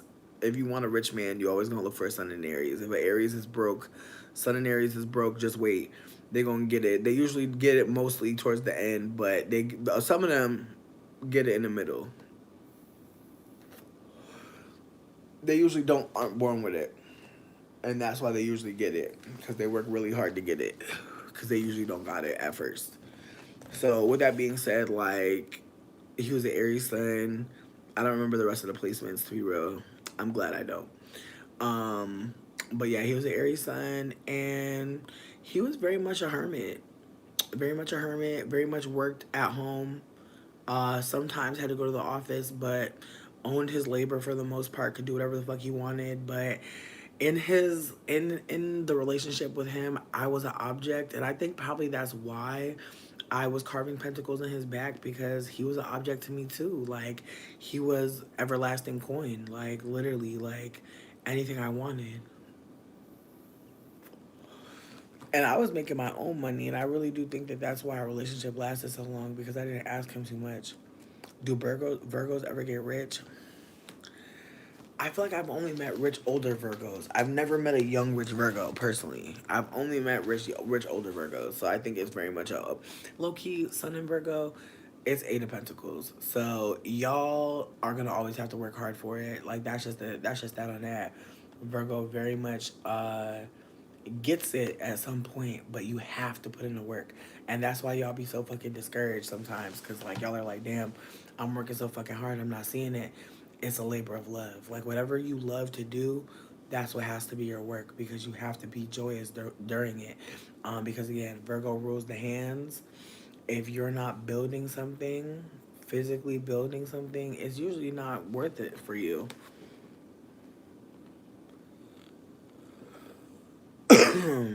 Cat ball. No, it's not fuck. It just means that like whatever you want to do, it has to be something you're willing to pour into. Like think about it. Like Beyonce is a Virgo sun. Obviously, she has a lot of privileges on her hand, but you could tell when that lady dances, that's what she loves to do. You could tell when she sings, that's what she loves to do. You could tell that she's doing exactly what she loves to do, and you could tell she's been studying, obviously studying very hard, studying and stealing, but you could tell that she's pouring into it, and that's why now in this time she has so much money. However, However, I do think that with the Eight of Pentacles, there's a reminder that if you're not really loving what you're doing, if you're not really willing to put in the work, that's when you're wasting your own time. So just keep that in mind. Eight of Pentacles, you don't want to waste your own mental health, your own mental acuity. You don't want to waste it. Eights are all about the mental. We're currently in year 8. So if you're a Virgo, high key, this is your time to be laying the foundation. Keep in mind all the eights that you're seeing. That's a sign to be looking for. The 444 girlies. Now's your time. Especially if you see it twice. 888. Big 888 energy. But yeah, we're in the year 8. And again, the eights are all mental. And the eights are telling us a lot. And so since we're in Virgo season, Sun in Virgo, we're dealing with Eight of Pentacles energy. So this is the month to be like getting your work done. This is the month to be thinking about where you want to be in 30 days from now. What you want to be doing in 30 days from now. Me, 30 days from now, bitch, I want to be in my new apartment. I want to be comfortable as fuck. I want to, bitch, low key, before I get to manifesting without some help, come with me. Come with me, because I'm gonna get a snack too. Also, let's do a wellness break. I'm gonna put this song on, but we're gonna do a little wellness break because I need to use the bathroom. But people, get your drinks, get your water. But this song is the song for me to manifest because it just played in my head for me.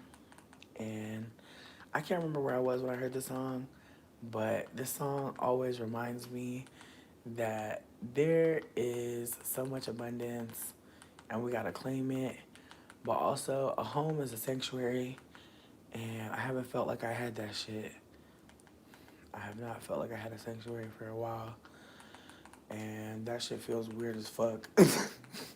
Like I've been basically living in a fucking living room and a dining room for months, and it feels fucking weird. But this song always reminds me that when I do get my house, bitch, just watch out. All right.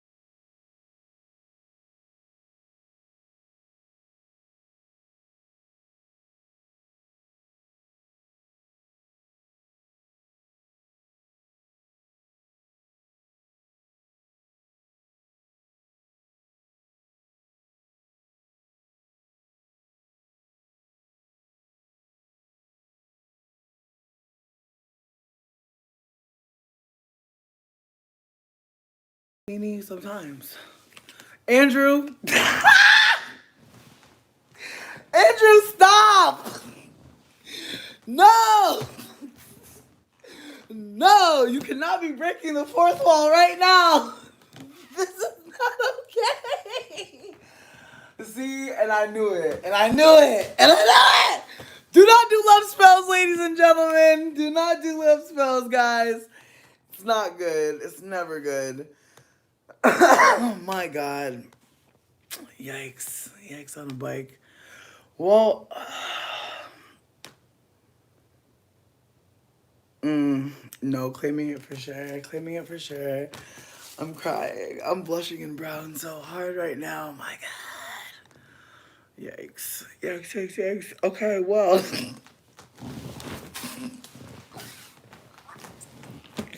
I'm so sorry. Yeah, you know what? I'm gonna smoke some different weed. I just feel like the energy has changed. But Andrew, I really hope you're doing well. I don't want to say that I miss you because, like, I don't know if that's the case, but I definitely do think of you sometimes, and I do wonder, like, what the fuck was going on. Like, honestly, like, I definitely have that thought process sometimes. Um, not scared for your life. I'm crying. I'm crying. Nima, just nobody do any love spells. Like, just don't do them. Just stay out of it. Just stay away from it. Just, it's not good. Mess you up. My goodness, Andrew. You're so fucking funny. I cannot. That's so fucking funny. I just feel like, yo, the lives.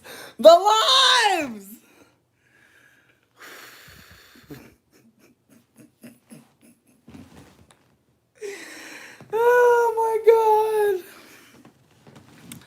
No. I'm crying. Nima Bear, I'm crying. I'm crying so hard right now. Yeah.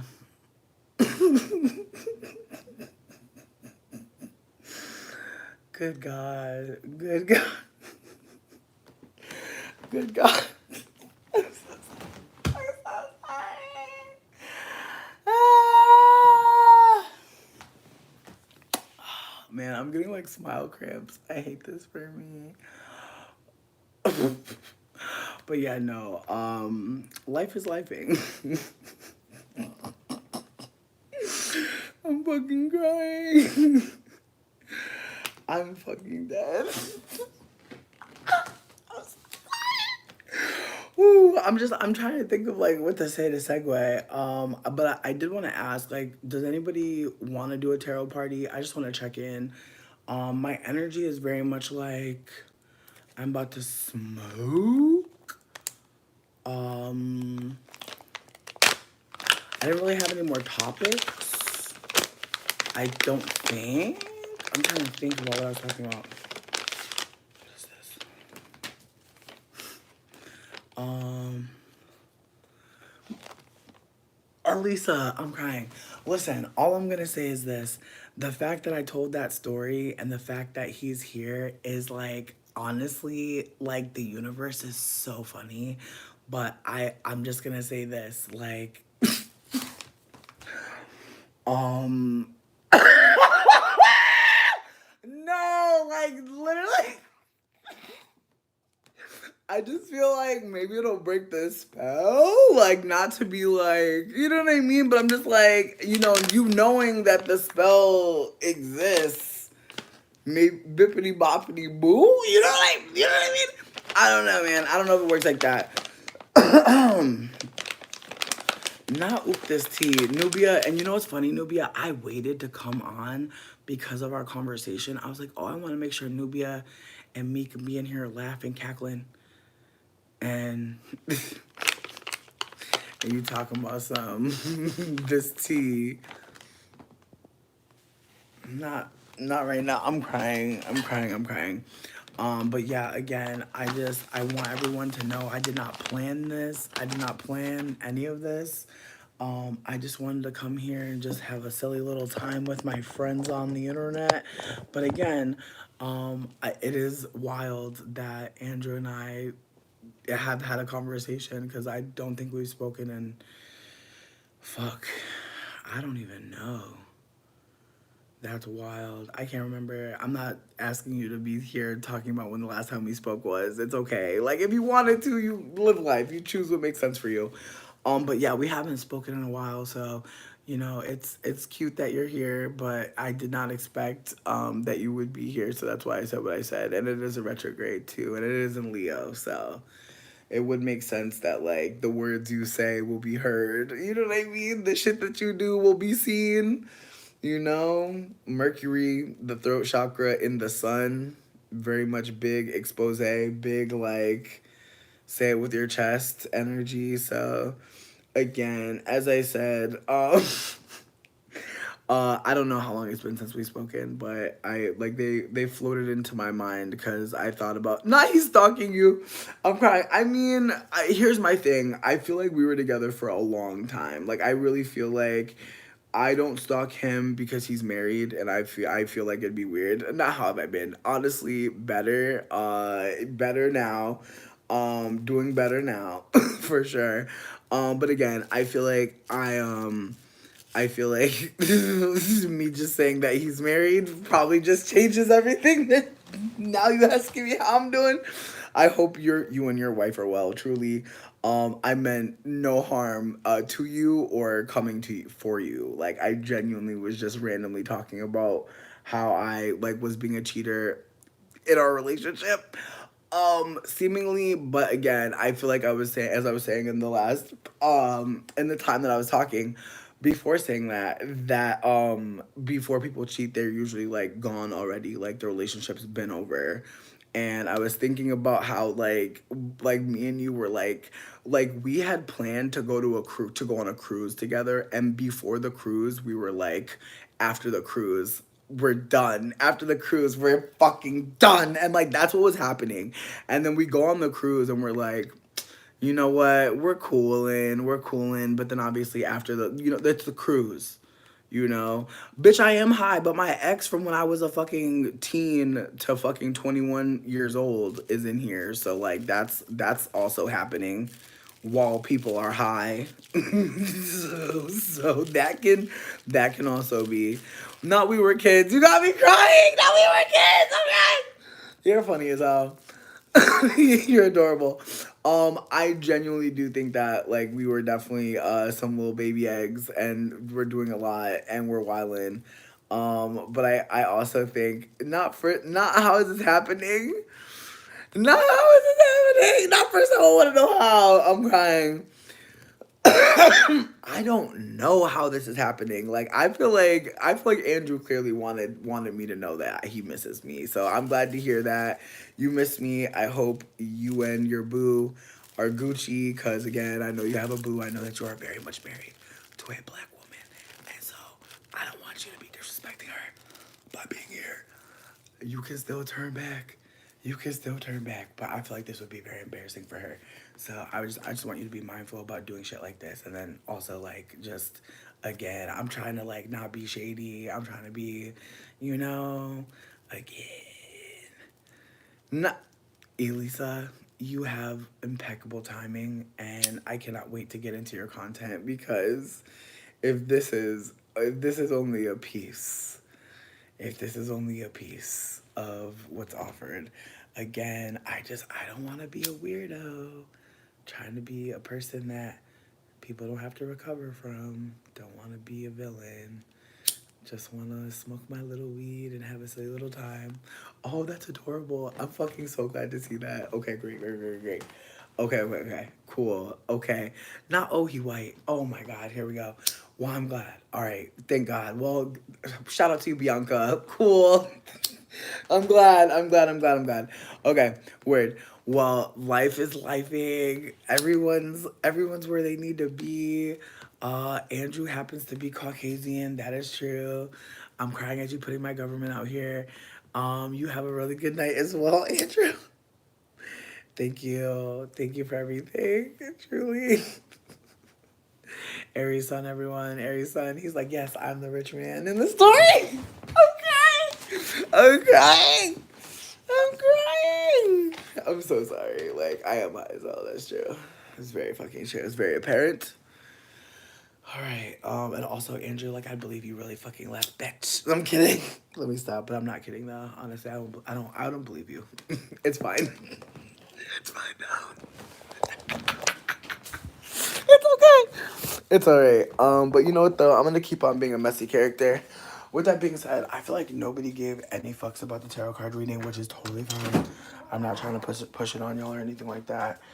But I am about to have me a little mint tea because, bitch, I'm not gonna lie. I'm gonna be right. You know he's still amongst us, bitch. Like, let's be fucking real. Come on now, like, bitch, is a pig's pussy pork? That's all I have to ask. Like, talk about we love your lies, child. Listen, amongst kills me. Like, amongst is funny. You're funny as hell. I love you.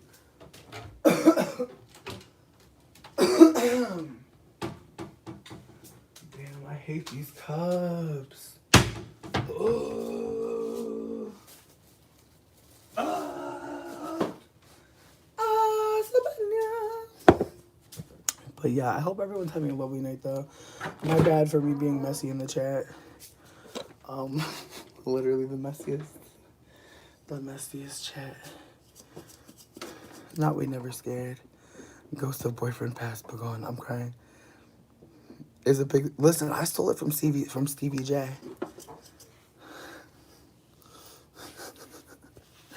But yeah, no. Oh my fucking god. Yo. I tried to make lemon mint sugar or lemon mint syrup, but I didn't put enough lemon in there, and so I gotta put another lemon in there. But it won't open. So tragedy. Yo, Stevie J kills me, and yes, Stevie. He said that one time out of nowhere, and it just killed me. I was like, you know what? But yeah, no, I used to watch all the Love and Hip Hops, but I just stopped one day. I feel like I stopped after I stopped after that lady with the sons. I don't know. There was just something after that season that it just didn't call to me.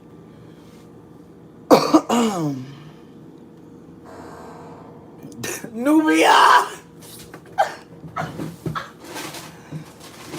Nubia! Nubia! My God!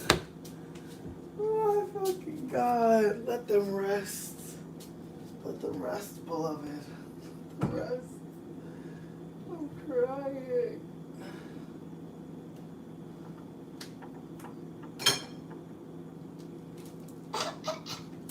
I'm fucking crying. I love you, bitch. They're so fucking funny.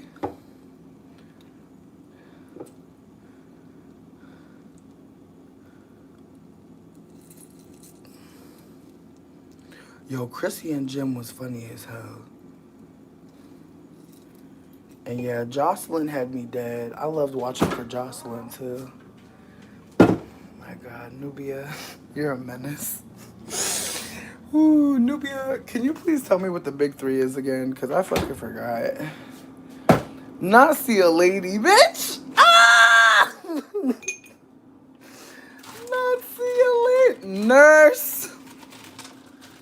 Because you know why we gotta call the nurse, bitch. People need help. Immediately. And me too, bitch. Honestly, I need the nurse a lot. My goodness, though. I did not expect to see his ass in here. No, men are very hilarious. Like, I'm not even gonna play like I'm not still shook. I'm not even gonna fucking play. And my period just came too. It's the way that when you get your period, you feel like you're just getting downloads and shit from spirit. So here's the thing that's blowing me. Not you been stalking me, seeing me go through. Bitch, I know you got some money. I know you remember my PayPal.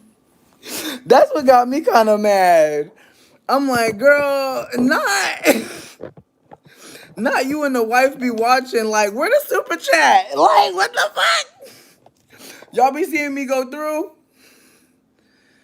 I'm crying. Not tap the pussy. Bitch, I'm crying. Not a Kirk Rashida, bitch. You're funny as hell. Not I'm Jasmine. Don't do me like that. Don't do me like that.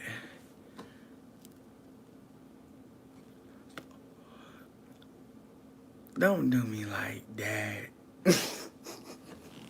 Why I gotta be Jasmine? Ooh, Lord. Jesus be a different storyline. Not right where the donations. I'm crying. Bitch, I'm just saying, like, my goodness. Like, I know you seeing the material. My God.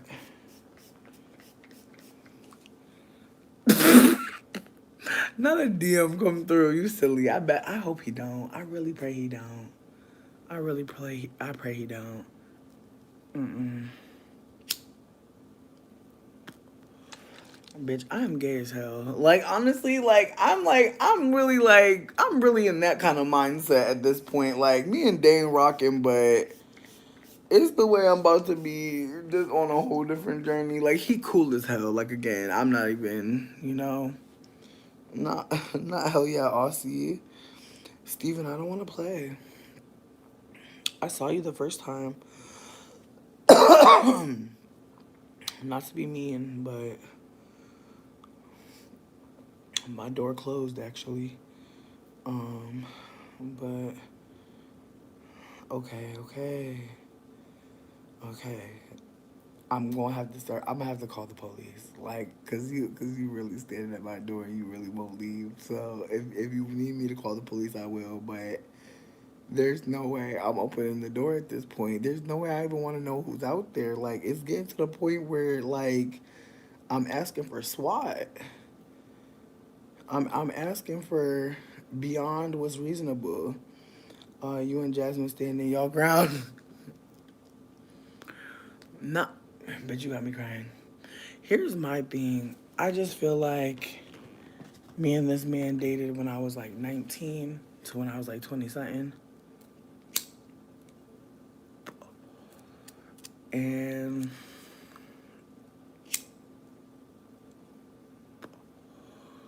I feel like in the end I moved to New Orleans. Like, that's how we really broke up. Like, I seen a post about moving to New Orleans and I just looked into it and figured it out. And before, like, he was very much a father figure type partner. Steven, I'm fucking crying. You know what's funny? Aussie not even in there. I literally made rosemary water to invigorate my scalp.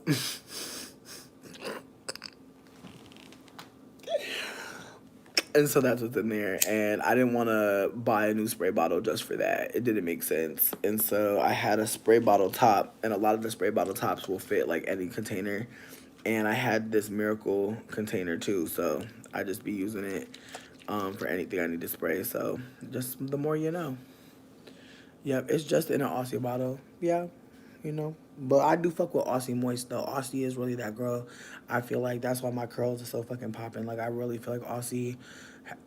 I get the Aussie extra moist. Like, I don't get the regular one. I'll get the avocado one every now and then. But that 3 Minute Miracle, oh my God, that's an amazing one too. Just Aussie really is that girl. Like, just that's just how I feel. But yeah, no, I feel like our breakup wasn't like super traumatic for me in that, like, I was just really grateful to be able to go to New Orleans. But when I went to NOLA, he came to visit me at some point and he fucked my friend. He the one that fucked the friend in the swamp, bitch. He the one that fucked McNally, bitch, and told me about it when we got back together. So that's why I'm even more gagged that he came through. Cause I'm like, girl, I forgot about that McNally shit. I forgot for a second. And that shit fucked me up simply because he told me that he had fucked on this girl who was pretending to be my friend. Whole time she hated the fuck out of me. And I didn't realize it till like literally moments before I was robbed at gunpoint. I know. Steven, you're super good. You're good. I just didn't want to answer the door, bitch. You see me sitting down smoking. I ain't had it. You know what I mean? After a certain hour, I don't answer the door for nobody, bitch. It could be God. You gonna have to wait till tomorrow. Absolutely.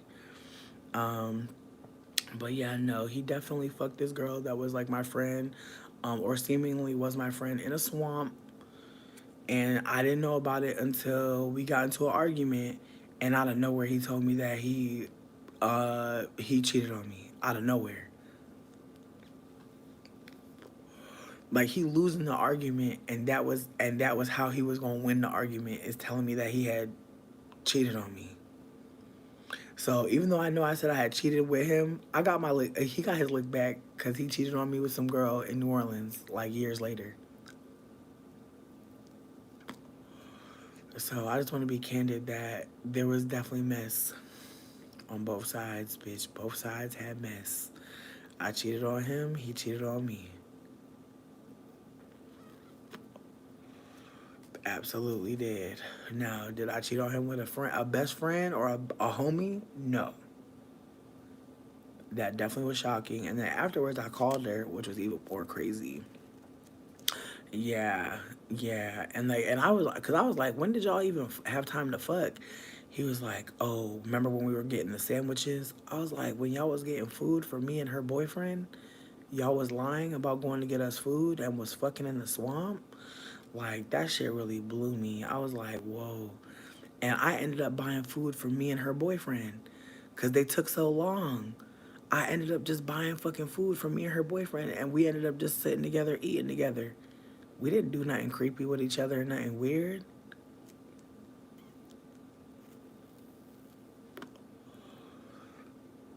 Like, and Nathaniel was fine as hell, but I would never. I'm just not built like that. But I know somebody would think differently because I did cheat on him with somebody else. But I didn't cheat on him with somebody out of nowhere. It was, well, I guess it was. But I was with that person first. They just kind of ghosted on me because they thought I was going to do a lawsuit or something. Yeah, they fucked in a swamp. And low key, he like low key very like germophobic. So the fact that they fucked in a swamp, that's how I knew he hated me. He don't even like bugs like that, bro. He very disgusted by bugs and wildlife. I was like, oh, you really didn't fuck with me. Cause you was really fucking in a swamp.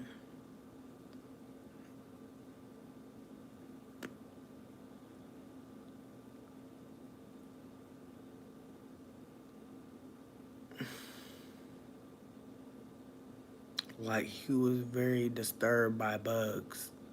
And he was fucking in a swamp. And he kept it quiet for months. Bitch.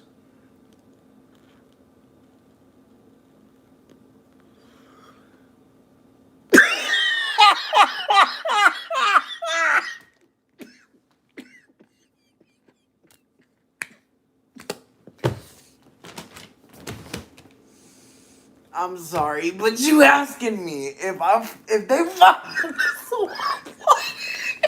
I'm sorry. I'm sorry. I'm not alive. I'm not alive. I'm not alive. You're talking to a ghost. You're definitely talking to a ghost. I've left. I've left the chat. I literally can't breathe. I'm so sorry. No, they didn't fuck in the water. I'm so mad that I know that they didn't fuck in the water.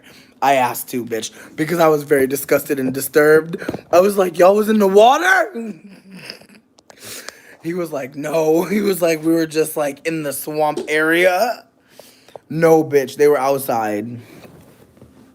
They definitely were outside. I'm fucking screaming though. You're a fucking wild one for asking me that, bitch. I'm fucking screaming. I definitely had to ask though. I definitely had to ask because again, I wanted to just know like how bad do you hate me, bro? In the motherfucking swamps. God damn it. I can't believe he came here. I literally didn't even know what the fuck to say. Talking about I'm watching you with my wife. Why? My God. Send me $1,000. Honestly, bitch, like low key universe, like come through. The fuck, like I'm so sorry, like let's be like, listen, tonight don't make no sense to me neither, bitch. Like I'm shook too, bitch. I'm with you. Like, whatever you're feeling, me too, bitch. I can't believe this is going on either. Like, I'm so sorry. Damn, I'm gonna go eat some more gummies because tonight is just so stupid. Like, honestly, like, not my ex from like 1,000 years ago being like, oh, me and my wife watch you. Like, what the hell? That terrifies me. Like, that shakes me. Bianca, get the fuck out of there. What the fuck? Like, that is so fucking evil. Like, ew. Like, I would never watch somebody's, like, partner with my new partner. Like, that's so weird. Oh my God. And he cheated on me, girl. And he cheated on me. What's there to watch? Every day I've been rebuilding since that motherfucker. Like, I'm so sorry, but that is crazy. My God. That is wild as hell. Avril Lavigne, bitch, I'm crying. Whoa. I'm so sorry. I'm really sitting with the gravity of everything. This is why people should, you know what, this is a good time to be like, pace your weed, guys. Pace your weed. Because I took gummies before I came here and I smoked like 3 times. And I'm also smoking that goddamn black tar weed. And yeah, I'm gonna eat some more gummies immediately. Every day I've been rebuilding. Bitch, I'm so sorry, bitch. Like, I feel like I'm in my motherfucking.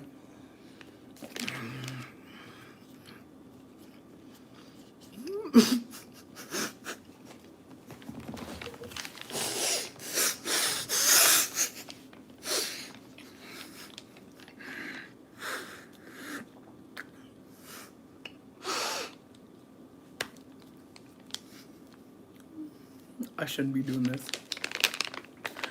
This is out of control. Don't be like me. My period is raging though, and I don't want to eat any more ibuprofen. I'm honestly terrified. So no. I will have gummies. I will eat gummies. But yeah. Yeah, no. Um I personally, I just don't think that like a man should be watching his ex's YouTube videos with his partner. Mm-mm. It just doesn't make sense. Especially when again, he cheated on that partner. Again, I mean no shade. Yeah.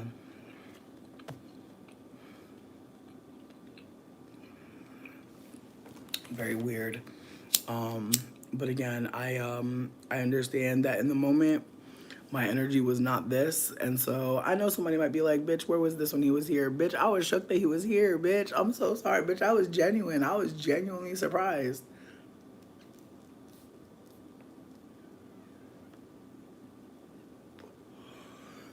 Again, I feel like I've been consistently naming that I want him to be respectful towards Bianca. But now that I've heard that like him and Bianca have been watching, I just don't believe that like him and Bianca were watching. I personally never believed that when he said it. But it's like, ugh, I know. It's like if he's lying, yikes. And if they are, yikes. Like no matter what, it's yikes.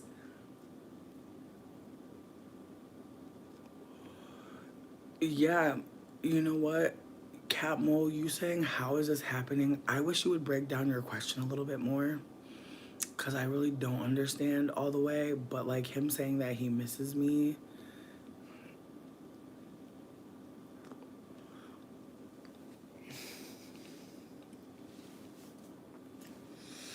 Definitely felt wild. That's all I gotta say. Felt really wild. That's all I gotta say about that.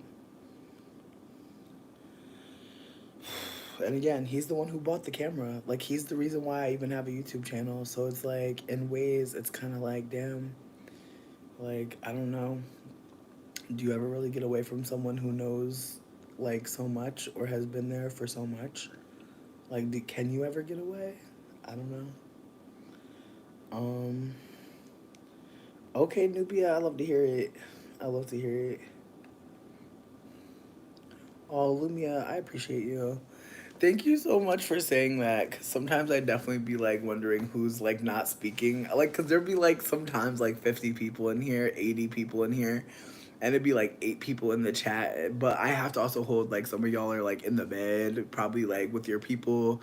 Maybe your feet are up and you're like just listening in like it's podcast style. I'm not sure. That's also why I'm trying to read the comments more. Because I know sometimes when people watch the playback, they're like, what the fuck was said, you know?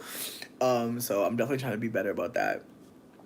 But yeah, no, again, like him cheating on me with the girl in the swamp. I mean, but I don't know. You know what? Just because you know what? I'm dramatic. I'm dramatic as fuck. Cause I was like, were there good times? And it's like that cruise was lit as fuck. I'm not gonna lie. I took some really hot pics on that balcony. I think about that. I think about how I wish I had known about Sims.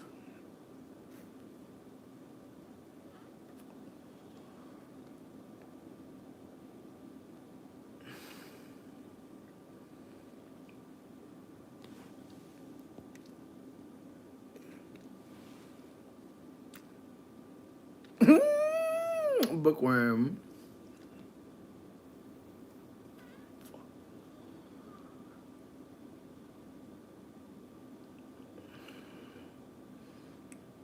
Catmull, you're not wrong. And I mean Swampgate. Fuck, I was like 22.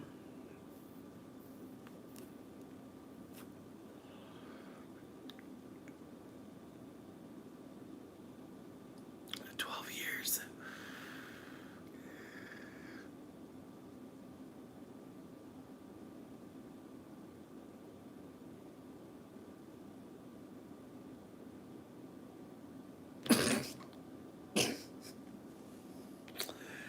Yeah, this time period in human history will be studied. That is why there's so much confusion. It's all being written down somewhere else, and we'll have to read about it at some point. Like I'm literally shook still. Like I feel like it's obvious I'm still shook. Like I feel like I don't need to say that. Like I just wanted to say it for the at-home listeners that are podcasting. Yeah. Okay. Well, I feel like to recenter the chat so that I can like actually survive. I did want to play a song that I listened to earlier that I listened to when I was with Dane, and we had a really good day today, you guys. It was so fucking cute, and I just like I was DJing, and we saw his mom today, and she's such a cute little lady. Um, but yeah, today was just adorable. And even though I had my period raging, like he was just so sweet and attentive, and he gave me an amazing massage. My God. But yeah, no, there was a song that played when my phone was dying, and he DJ'd on the way to go and get some meds because I told y'all I had my period and it was like going crazy, and like he's driving us to go get the meds, and he played this playlist that he made and it's called "I'm Falling in Love with You, Honeybee." And it was such a good song, like, or rather it was a bunch of good songs.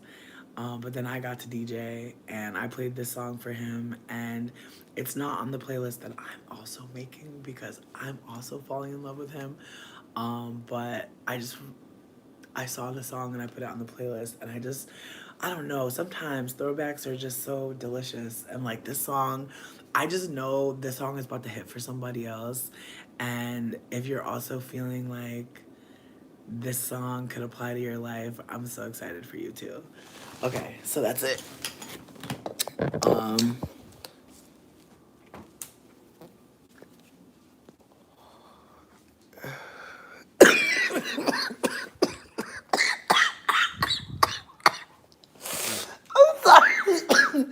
I'm sorry. I'm sorry. Yo, this weed is hitting me so crazily. But yeah, no, I was just dying because Nubia said, "Don't be talking about your spells because they're gonna pop up on you." That shit was a confirmation, was it not? spell still holding, ain't it? Even if I'm not getting his money physically, I am getting them streams, bitch, from both of him, bitch. He got my money multiplying. He got multiple eyes on me. Wild. Wild, wild, wild. But yeah, no. Bitch. Bitch.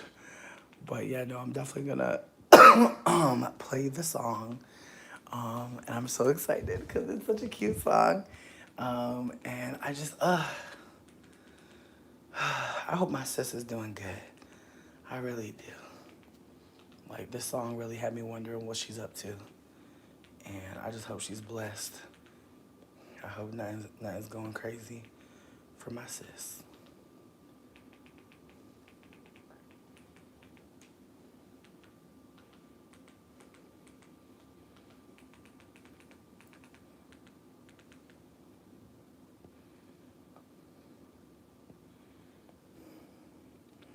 From the jail? Oh hell no. Karma and consequences. Not spell. I drew pentacles all over his back when we were cuddling or whenever we were just hanging out. I did it multiple times. And again, my intention was I did not want to ever be broke again. So I was like, keep this man close to me because I don't think he'll ever let me go broke. But I really do think that he just wasn't ready to be in a loving connection, and me neither. Obviously, if you got to do a spell on somebody, that's not love. So, just saying. Anyways, I was moving out of scarcity, you know. But I'm excited to play this song for y'all because this song is such a vibe. But it's taking so long to put it on. I feel like my internet acting up. Come on. Come on, Roku. Damn, Roku not playing with me right now. They're mad. I'm so hurt. It's really glitching. It's really glitching, kids. Okay. I had to turn it off, turn it back on. You know how it be. But yeah, no, like I said, I see I see the error in my ways. Like somebody should want to be in a connection with you because they want to be connected to you, not because you're doing spell work on them. So that's why I said don't do the spell because it's not going to really work. It's not going to do what you want it to do because I wanted him to stay with me forever. And now look, I thought that him being with me forever would mean that I would be protected. Clearly not. So that's what I'm saying. Don't do the shit. Because it's not going to give you what you want. You're not going to be protected. You're just going to be surveilled. How does that help you? If anything, do you think I'm feeling protected now? Just saying. Just be careful. Everything that you do is going to come back to you. So you try to take somebody's autonomy, you try to make them do something with your spell work, it might work too good. Might make yourself your own, might put an op on your own back for no reason. And even though I don't think he's my op for real, I think the fact that he even felt comfortable to say something is wild because it's like you could at any point write a letter and say, I'm sorry for disrespecting you. I'm sorry for having you looking crazy. I'm sorry for all these things. And same. But we're both obviously not there. We're both not saying sorry. We're still not saying sorry. Even him trying to pop up and just talk to me like everything's cool. It's not. But again, how the fuck would he know? How would he know if everything's cool or not? Bitch, not my internet's fucked up and they just told me they fixed my internet. I'm glad that this internet's good though, but my other internet's fucked up. Yeah, I got two internets, bitch. It's weird. But hold on. Damn. I'm just gonna tell you what song it was because this thing is fucking up. But it's Brandy Full Moon. And honestly, that song playing today in the car. And Dana's looking so sexy. Like, I'm so obsessed with him. I'm just really grateful. Like, I feel like we really had a good conversation today that really just advanced the plot in our connection. But I feel like the songs that he picked for the playlist were really good because they just made me feel so seen. Like all the songs, the lyrics were really powerful. He's just so fucking thoughtful. Like, man, I'm so lucky, honestly. Like, I feel very blessed. And I feel like the fact that he says that to me all the time, the fact that he says that he acknowledges how amazing I am, it's just like, yes.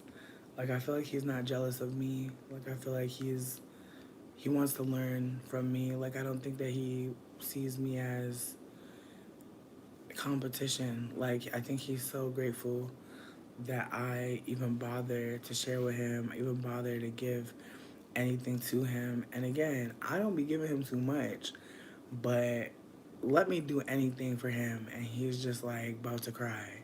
Like he really can't handle it. Like I could tell he's been through a lot. Like in terms of like maybe doing a lot for people and just not getting, a lot in return, which unfortunately, a lot of us, right? But I get a vibe like, he knows what he has. He knows that I'm the shit and he doesn't want to play with that. And even though I be having moments where I be like, I don't know if this is for me, he be like, take your time. I'm gonna be here. Like I'm not going nowhere. Like his energy ain't like he don't move out of scarcity with me. He's like, look, if this ain't it, this ain't it. Like he accepting it. Like he's like, if you don't feel like this is it, I'm not gonna fight you. And it's just that kind of energy that makes me feel like this is it. Like someone that doesn't feel like they gotta have me. They're grateful that I'm around them and they see like my worth and they don't make me have to feel like I just feel like they don't get energy from taking anything from me. Bitch, I always get to this point and it goes out. Yeah, no, I'll definitely never interfere with free will again either. I definitely shouldn't have done that shit and I regret that. And now I feel like I gotta leave the live up so motherfuckers learn a lesson. Now I feel like motherfuckers gotta learn a lesson and shit. My God. My God. I swear. You know what's funny? I was looking for affirmation if I should even come here tonight. And I saw 1, 2, 3, 4 and I was like, all right then. All right. I'm gonna follow the succession. I'm gonna go. And here I am. And what's happening? Oh, Brandy's your goddess. I love Brandy too. She is so fucking amazing. But yeah, Full Moon by Brandy was playing in the car and Dane was looking so beautiful. And I was just feeling so grateful. Ooh, okay, I've never heard that song. Thank you for putting me on. I'm gonna definitely check it out. But yeah, no, my internet acting crazy. I'm surprised we even get to keep talking right now. That's awesome though. I'm hella grateful. But yeah, no, I'm just honestly, I haven't been doing no spell work other than protection spells. Like, I've really just been doing things to protect myself while I've been living here. I ain't been doing nothing against nobody. I ain't been saying shit. I ain't been putting nobody in a shoe. I've been wearing sandals, though. So if I wanted to put somebody in a shoe, I have to put them, like, tape them on the bottom. But I ain't been doing none of that. I've just been, like, staying the fuck away from anybody that I don't like. If I don't like you, I'm not going near you. If I don't see it for you, if I'm scared of you, I'm just staying the fuck away from everybody. And I feel like that's what's getting me kind of anxious because I feel like every time people come up to me, I'm just praying that their energy is right because I will get the fuck away so quickly. I'm not playing. I'm not testing nothing now. Nope. My energy is too fucking precious, bitch. I'm supposed to be here, so I'm gonna do everything that shows the universe that I understand the mission. I get it. I can't play games. Y'all, like, I swear, the universe be giving me a lot of gifts and I be playing games. Because I swear I seen some shit before some shit happened and the universe is like, why are you playing? Like, we're giving you all of this information. My God. Like, I'm finally sick of it too. I hear you, spiritual team.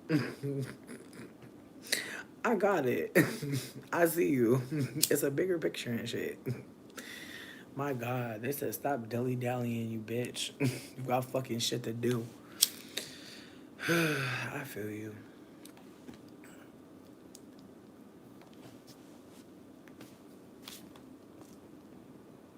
Bitch, it's the way that I'm about to burn up.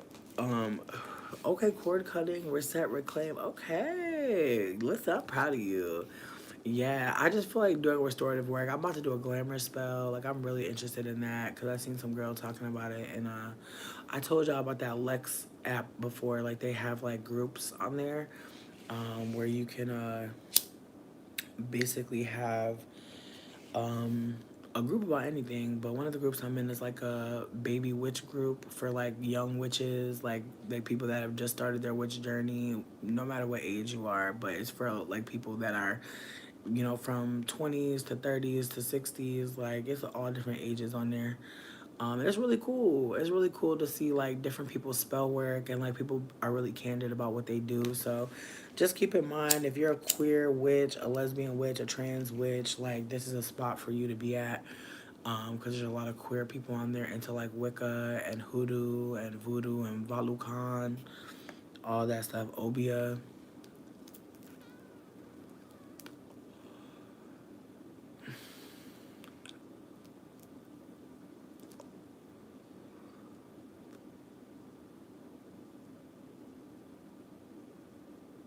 Yeah, no, my shadow return already happened. I'm so fucking grateful. Super fucking grateful. I think the only thing kicking my ass right now is this Mercury retrograde, but also the Venus square. Because like one thing I didn't realize is like because my Lex is amazing. I would not go on her for the same thing I'm going on Lex for though, but I would check out Lex. You may actually have better luck on there, like especially like depending on where you are. Elisa, do you like if you feel like sharing your location? But Lex may actually be like really the move, but it's very much a queer app. I'm trying to tell all the queer people I know. I'm trying to spread this like wildfire. But also, if you're looking for like more kinky queer dating app, play partner app, you want to go with Field, Feeld. It's an app for the kinksters, the rope girls, the submissive dominant girlies. You definitely want to go on Field, Feeld. It's a pretty good app. I've met some cool people on there. But Lex is kind of like Craigslist for queer people. Like on Lex, people post like all types of random shit. Like I find out about like queer events on there. I find out about um uh queer poetry on there. It's pretty cute. It's pretty cute. It's very much like if Craigslist met Twitter for the gays. It's very interesting. You can find some free stuff. Like people be giving away all types of free stuff. And like the white queers what money be on there. Yes. We see each other. Okay? So it's a lot of stuff on there. And like also drugs, different types of drugs is on there. I told y'all about a group that I'm a part of. I'm an admin in this group where like people talk about like their experiences with different types of drugs. So if there's ever any drug you want to try, there's at least 20 people in that group out of 900 people that have tried it and will tell you their firsthand account. It's not a place to be trying to get the drugs. It's a place to just be talking about it. So there's no pressure to be buying shit from anybody on there. It's very much like people just being candid about drug use. Yeah, I wouldn't go on her. Field is definitely more trans, queer, and definitely more POC.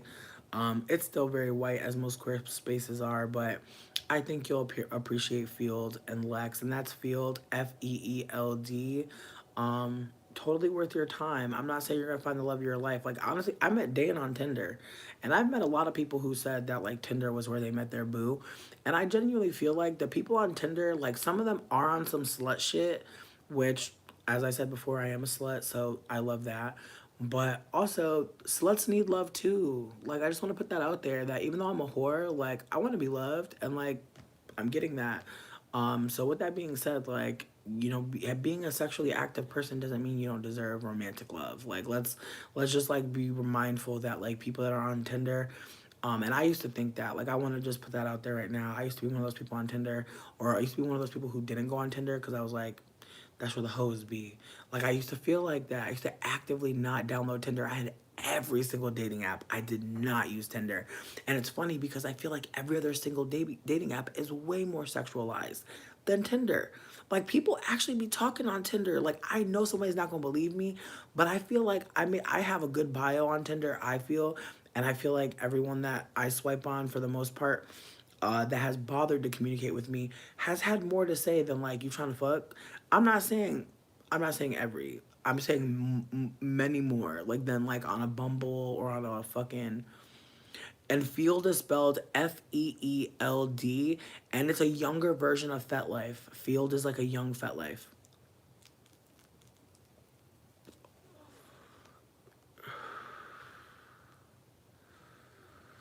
Cat Mole, I don't disagree with you, and I agree. I definitely was immature as fuck. I used to think that like on Tinder, it was just people looking for sexual pleasure. It was very carnal, very sacral, and I thought because of that, I didn't want to waste my time with anybody who just wanted to fuck me. Whole time I'm on all these dating sites, and all these people just want to fuck me.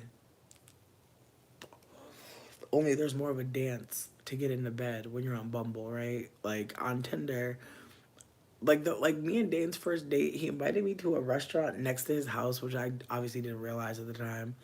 But we went to this breakfast date, and I wore like a really comfortable outfit. Like I looked really cozy, and I wore like these gray shorts that make my booty look fat as fuck. Honestly, they just look, my God, like the way my booty looks, even I am like, goddamn, like to my own self. I'm amazed by my booty in these shorts. And they were leggings that I cut into shorts. Pro tip: any legging that your booty looks good in, if they start getting holes or fucked up, just cut them into shorts, bitch. Wear them around the house, honestly, or wear them out on an errand run or something, bitch. I'm telling you, bitch, it's a move. Anyways, so I wore my little booty shorts to the fucking little restaurant, and he could not stop staring at me. Like he was like, bitch. And low key, he has a Scorpio stellium, and pro tip for people that dealing with any Scorpios, they got the Scorpio stare, bitch. Look it up.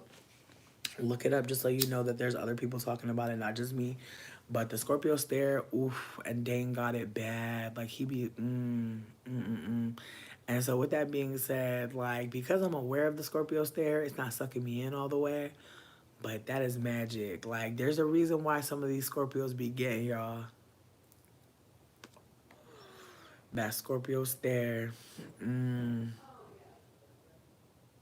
it's intense. You never been on a dating app, Nima? Oh my God, Nima, you are such a precious flower. Stay away from there. Protect Nima. No, I'm so terrified for you, bitch. Cause it's just like there's just so many terrible things on there and so many weird people. It's just not at this point. I just feel like you're better off like looking for an activity partner somewhere. I don't know if anybody does Bumble BFF. I know some people say that they like it. I'm not sure if it's worth it, but I've been thinking about going on there. I feel like I don't swipe on femmes in a friendly sense anymore, like I used to, but now I'm just like I am interested in exploring more with a femme person because I feel like even though I've dated femmes before, I still feel like there was like intense pressure, and I don't think I handled that very well. And so I kind of want to just go on some low stakes dates, some activity partners type vibes. Your current boo is a Scorpio? Yeah, no, the Scorpios are very touchy. I really like that about Dane.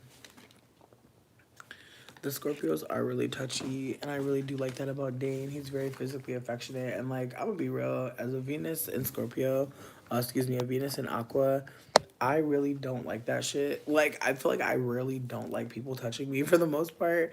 Like as much as I'm like a slut, like I really am like, will I allow you to touch me? And like I feel like it's very much like I will fuck someone faster than I will kiss them, and I know that probably sounds insane, but again, just Aquarius things. And I had like, and as a Capricorn stellium, like it's wild because I feel like Capricorns, like we're pretty like heavy handed, but I think like my Venus in Aqua has me like the mouth. is like a little bit more personal than the dick. I know that's not true. I know that's really not true. But there's something about like looking someone in the eye or like being that close to someone's command center that feels wild to me. Again, Venus and fucking Aquarius. Wherever your Venus is, let me know and then tell me whatever weird thing that you be doing so that we can build on that. Cause I know that Venus and Aquarius, it's like we're big like like I feel like friend zone was invented by Venus and Aqua because it's a real thing. It's like you are a homie, you are my friend. I don't know if I can fuck you. Can you be a good homie? Can you be a good friend? And then maybe you'll get pussy as a reward. Perhaps I'm not sure. I'll have to see.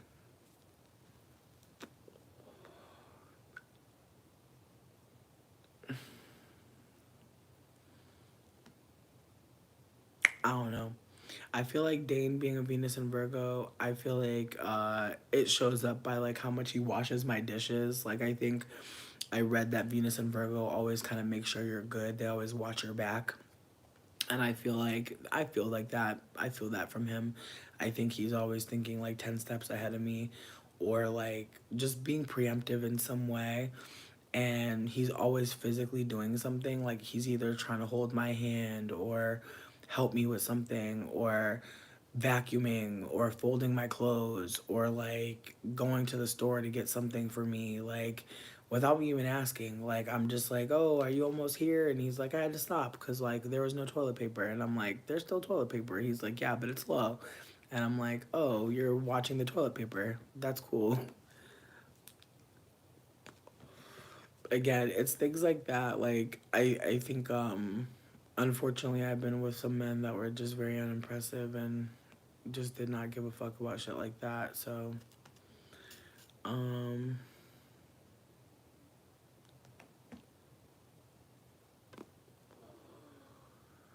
mm, Sag Venus. Okay. I mean Venus is ruled by, or rather the Venus expression is shown by Libra, which is cardinal air, and Taurus, which I want to say is fixed earth. I could be wrong about fixed. It could be mutable, but I want to say it's fixed earth. I could be really wrong though.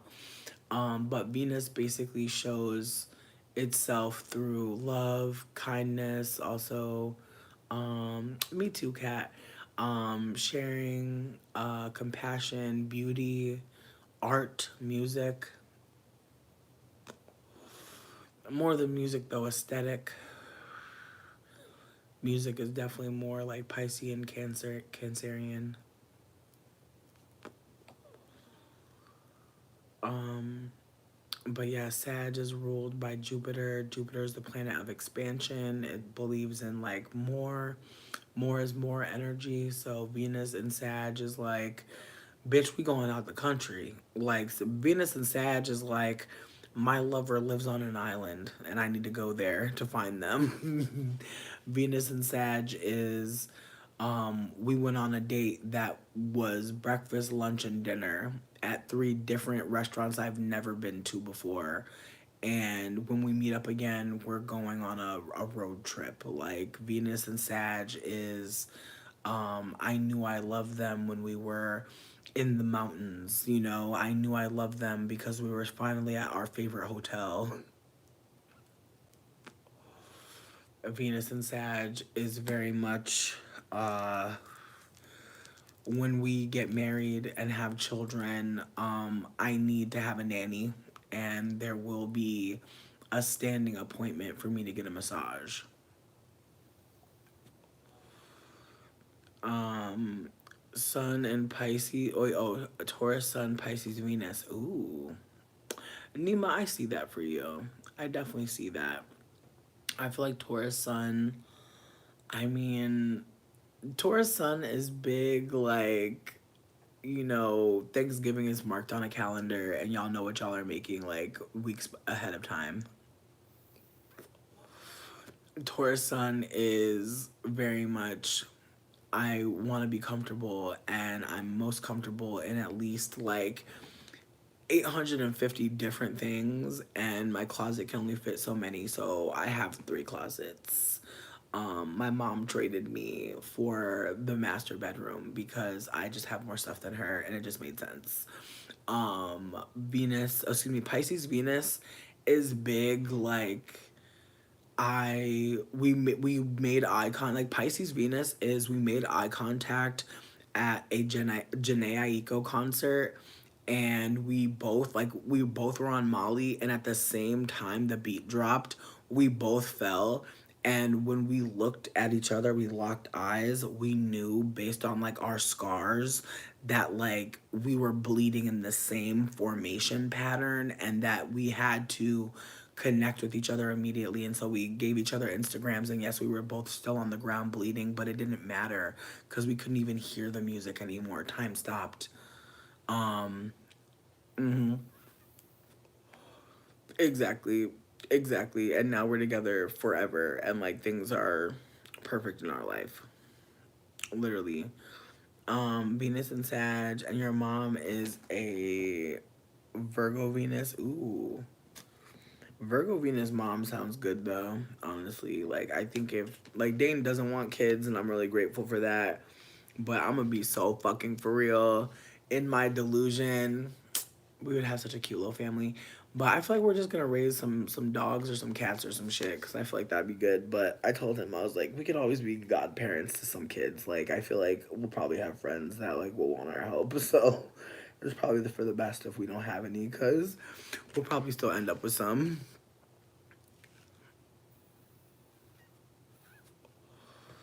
Love is about learning. I do agree. Paired with my Libra stellium, I don't know what to make of love for real. I mean, hmm, I think love is listening to people, is listening to like what people really need, what people are really saying. I think love is trying to. I think love is knowing that you can be hurt by anyone and being willing to be hurt by someone. And I'm not saying that we should go into love seeking hurt. What I'm saying is we're going to be hurt. We are going to be hurt. This world promises us that. But we need to find the people that are worth being hurt with. And I think that finding someone to be hurting with, or to be hurt and held by in that hurt, is I think part of the connection, is like looking for people that can hold the parts of you that maybe you don't feel like are holdable.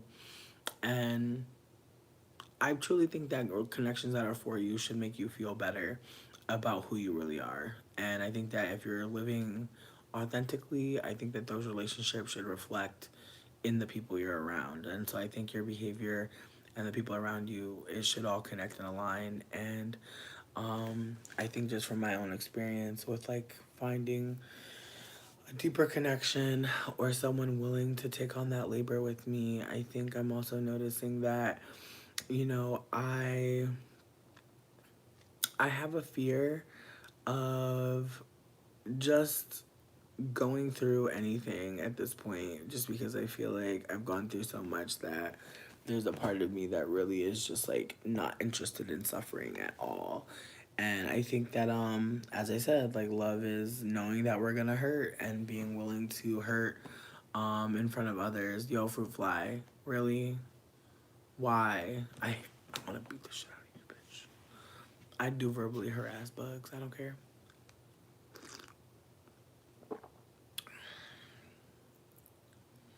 No one is full and complete. Absolutely, Kat. I agree, and I appreciate you for bringing that up, because again, I do feel like there's a desire for people to just be what we need, and I think that that's also part of like me and Dane's disconnect at times, is that, you know, I do really need to like do a lot of things on my own to like figure out my own situation, and I don't want to be with a man that thinks that they have to save me. And I think that like for the most part, his energy has been like, you got this shit. Like he's definitely a supporter, but I think that like there's always been this understanding that like, you know, he's not in any position to like take any of the shit off my shoulders beyond what he's already showing up with. And so I think that there's like a reality in this that I appreciate because I've been with a lot of people where like I was expecting them to go as hard as they could and I'm gonna go as hard as I can. And I think that there's just so many more people and so there's just so much more support beyond either of us. And so I think that we're both aware that like we are both not all we have. And I think that that's why our connection feels so healthy, because we're not both like clinging to each other, like trying not to die. And I think a lot of my relationships have been that. Unfortunately, I think I've been in a survival mode and a lot of my connections. And I think in this one, even though I am not 100% out of survival mode, I'm not in scarcity mode. And I think that that's why things feel different in this time. Because as much as I am trying to still survive this, I have people around me that are reminding me that I have survived and I will do it again. And I have a lot of support, and people are here and people are asking questions. And every time I turn around, every time I go on my phone, every time I do anything, the universe is rewarding me for like being vulnerable. So it's one of those situations where I know that there's more. I know that like what I'm going through right now, other people have as well, and that I should have some dignity in going through what I'm going through because there's ways that like, you know, we're needing to break down, we're needing to go and, you know, take our time to go and be in our trauma. And I genuinely think that it's important for us to just remember that we're a part of the community, you know. And I think that's why I was gone for so long. I forgot that, and it's so fucking crazy, right? Like I've been here for how many years? I've been making content on here since I was with that fucking fool that was in here. And I literally forgot 12 years. I forgot about 12 years worth of content and 12 years worth of people just giving a fuck. And like, again, I know some of y'all are like, bitch, I just be watching these videos. That's still something. You know, like, don't diminish your efforts because, again, people that casually watch the channel absolutely do keep it afloat. And as I said in that last live, I am getting that Google check, bitch. So whoever been watching, bitch, I don't care in what capacity, just thank you, okay? Cause one thing about it, two things for motherfucking sure, I will be getting me some Bond Me, bitch. I'm gonna celebrate. Actually, low key, bitch, I'm gonna find out like when I think I started the channel in like April of like 2017, maybe. I don't know. I'm gonna look. I'm gonna find my anniversary day because I want to get a cake for no reason.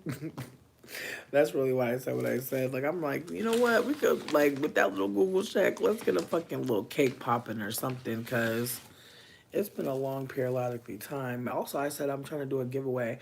I really wanted to ask in this live, like, since I'm going to keep it up because I'm messy as hell, um, is there anything that people would want from a giveaway? Like, I just want to check in before I do too much. Like, I know I already told y'all about the candle shop that I'm about to be working with, but I'm just trying to figure out, just what people would even want as a giveaway. Because again, I know times is crazy, bitch. So if people would appreciate like grocery gift cards or just direct cash apps, just let me know. Because we ain't got to play like motherfuckers want a prize and shit right now. If motherfuckers just want to pay a bill, you feel me? Like, I'm not trying to take away the magic, but I am trying to come to the collective that be watching the shits.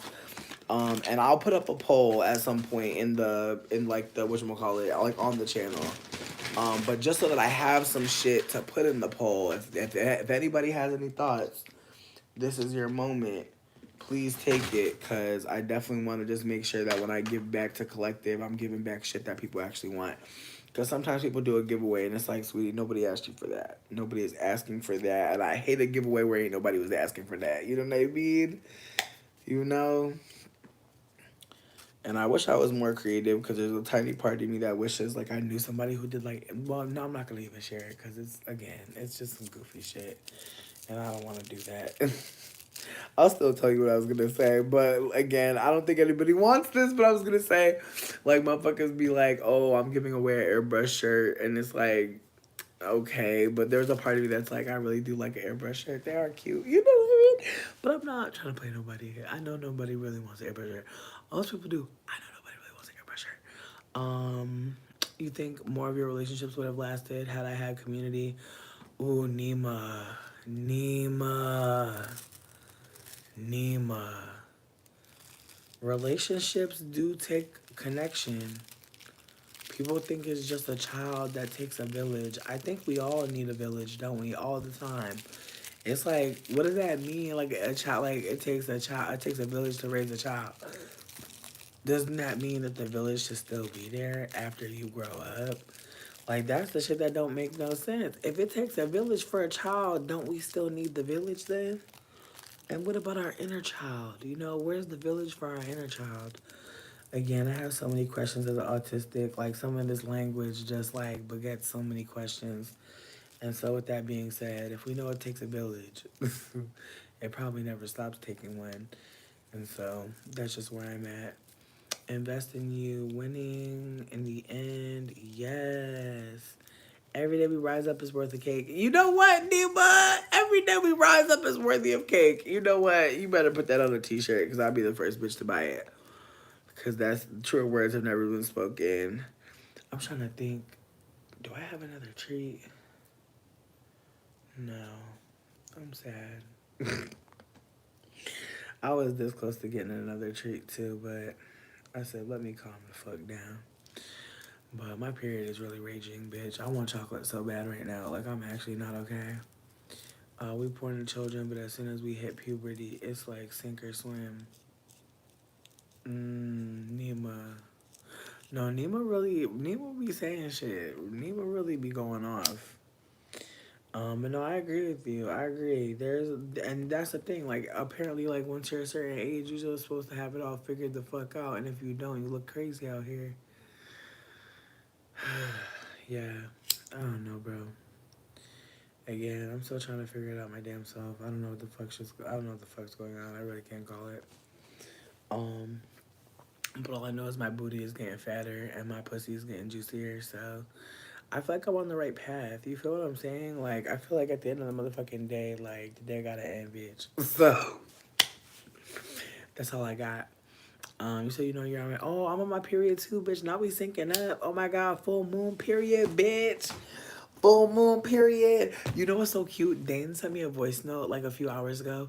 He was like, babe, make sure you go outside. The moon is looking wild tonight. He's like, it's beautiful. And I was like, see, and nobody I ever dated would ever tell me to look at the moon. Like, not one person would ever be like, babe, like, make sure you moon bathe tonight. Like, they would not say that. And that's fine. Like, I'm just happy that I'm where I'm at. That's all I gotta motherfucking say. That I'm grateful.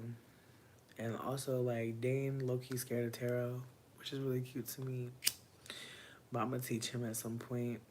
With that being said, I know people ain't really saying nothing about the tarot cards. I know ain't nobody really saying nothing, but I'm still gonna pull one for the collective. Just cause I feel like it. But the first person to tell me where we pulling from, that's where I'm gonna pull from. The top, the middle, or the bottom. Absolutely. No, that's the only thing I'm fucking with. I'm only fucking with people that treat me good. I'm not fucking with nothing else. If you treat me bad, you're out of here. If you don't treat me good, you gotta get out of here. You can't stay. You cannot stay. I will never be dealing with anybody treating me poorly. Ever. Nope. Nope, nope, nope, nope, nope. So like I said, if somebody tells me if we're pulling from the top, the middle, or the bottom, this is just a little collective read, just a little something to just take you in. Yes, we're still working on getting the tarot channel. I still don't have a name. I'm not sure what I'm gonna call it. I'm not sure. And I feel like if you don't name it something good, I know you could change the name. Somebody told me you could change the name. But I'm just not sure. Like, I'm not sure. And I don't want to have to, like, do it and then go back. Like, I'm not a do it and go back. Christina, you better claim it. Ooh. All right, now listen. Ooh, bitch, don't be burning my shit up. Okay. So Christina we said we pulling from the middle. Now, I'm really excited because low-key, bitch, I love to read video or watch videos on the cards. I'm still consuming tarot content. I just love it. And one of the cool things about this card is it's an affirmation card. It is a reminder, or not even a reminder, it's an affirmation that you have arrived.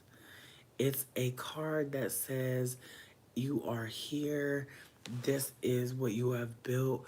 You are dot dot dot, like it's the first time that the tarot is offering you a shape. There is a triangle. No matter what happens, there is no way for this to fall over. It's all there. And so when we have that Three of Wands, we're dealing with someone who has really done what they said they were going to do, really stuck to their goals, really stayed on the right path. But because this card was facing towards me and was not facing towards y'all, I do think that this card can cause some anxiety. Some of y'all may in your minds know exactly where you want to be, and that can be really fucking tough to feel like you know exactly where you want to be. Because that also means that you know exactly where you're not. It can mean that you know exactly how far away from your goal you are as well, which again causes anxiety, causes stress, makes you feel like what you're doing is not enough. And so if there's anybody out there that's feeling like they are not there, that the room is still eluding them, that they've still not become, I want you to take a deep breath. Please, please, please, because this card can cause a lot of anxiety. Wanting to become something, want to be something, the journey is truly what I think is the point of it all, right? Like all of the learning, all of the communication, all of the ways that you have to shift to become. I think that that's where we should focus our energy. And so if you're worried about naming yourself in the room, if you're worried about what people think about you, or what people think of your title, just consider that everybody is starting off from a completely different place. We all do not know each other very well, but when we're putting ourselves out there, when we're sharing our gifts, when we're putting uh, our names out there, when we're letting people know who we are, that can be scary. And we're in a retrograde, so you actually have some time right now to be figuring out who you really are. I know some of y'all may feel like now is the time, now is the time. It's not. Clearly, if you have anxiety about even naming who you are, it's okay. I think that right now I don't know all what I am, but I know what I'm not. So I'm trying to start framing in the positive, but I think sometimes framing in the negative can be helpful, like knowing what you won't do, knowing what your boundaries are. That can help you figure out like who you really are and what you want to be. But again, some of you are multi-talented, and I want you to look at the creator Ayanda Stood, Ayanstood, Ayandastood.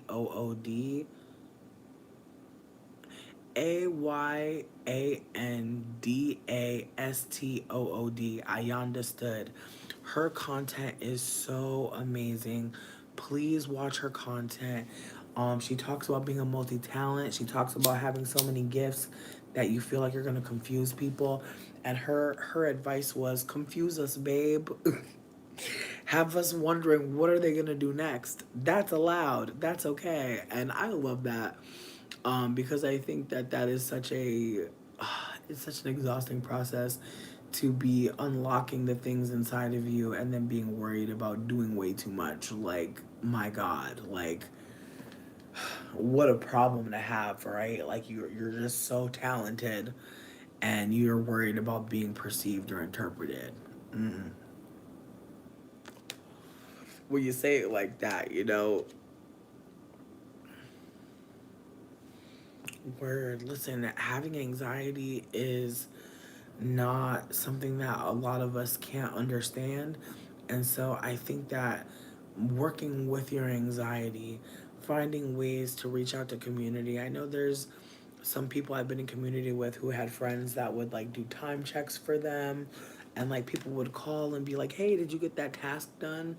And I was amazed by that. And like I've definitely been like asking more for my friends to like put me on time checks and check in on me. Oh, I'm super glad. She's amazing. Her content really has got me through some really, really wild mental health times where I just felt like overwhelmed with what I was feeling and knowing that I have something to offer, but just not knowing what to do. But yeah, I know some of y'all are seeing people give Ayandas their flowers, but I promise you, their content helps with the mind, helps you reframe so that you're not feeling so shitty about the fact that maybe you're a little bit dysregulated and your dysfunction is like leaving you without the ability to do the things you want to do. Though all those things are valid. I'm gonna leave the top card for the end, babe. All right, so on the bottom, ooh, is that Miss Empress? Okay. All right, sis. All right, this is an easy one, and I'm really grateful. The Empress card is big Libra energy. Libra and Libra rules Miss Empress. She's a Venusian, so big Venus energy. And she's actually married to the Emperor. And so, just a PS for anybody out there who's like aware of like just connections in the deck and like cards that are connected or you didn't know. But the Empress and the Emperor are King and Queen. The Emperor is Aries, so that's a cardinal fire, and Libra, Venus. This is cardinal air. Um, so both two cardinal cards. Just a PS on that for any Libras in the building, any Aries in the building, or anybody with those two kind of people, or with people with significant Aries placements, significant uh, Libra placements. Those two cards are significant cards for those people.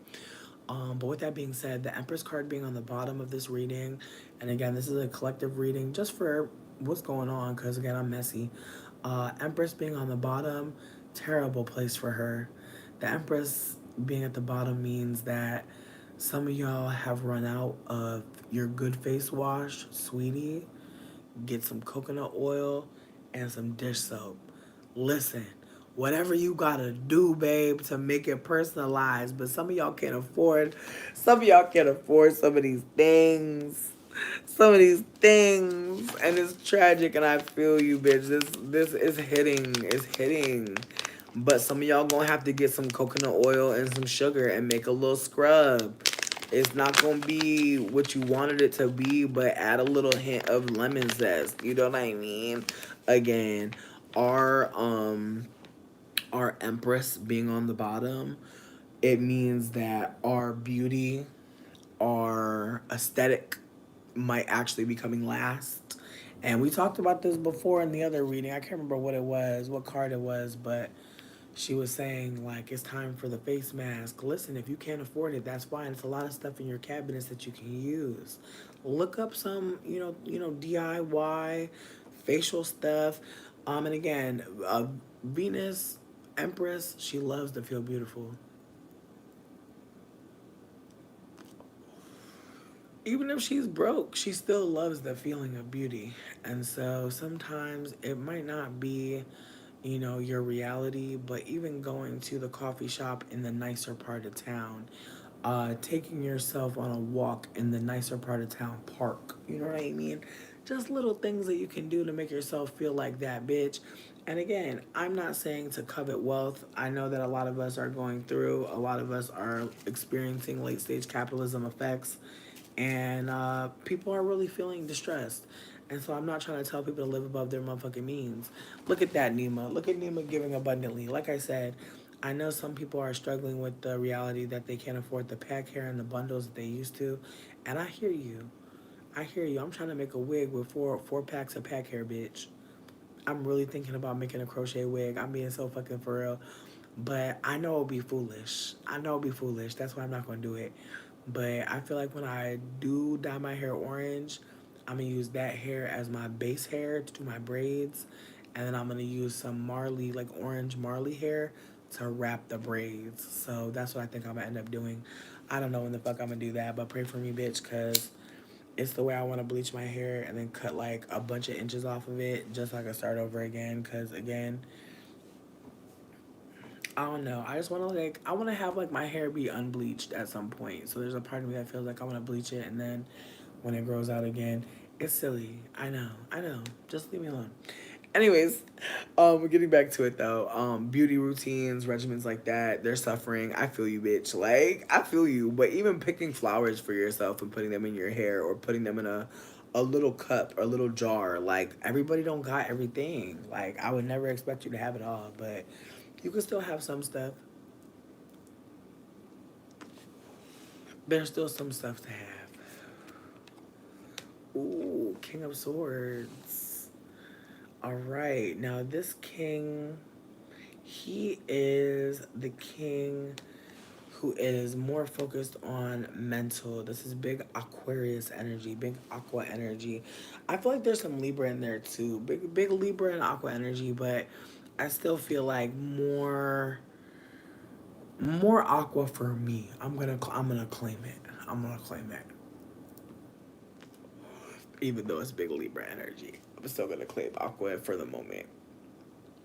I want to say that in this moment, I feel like this is a king who is a peaceful king, but he also cunning.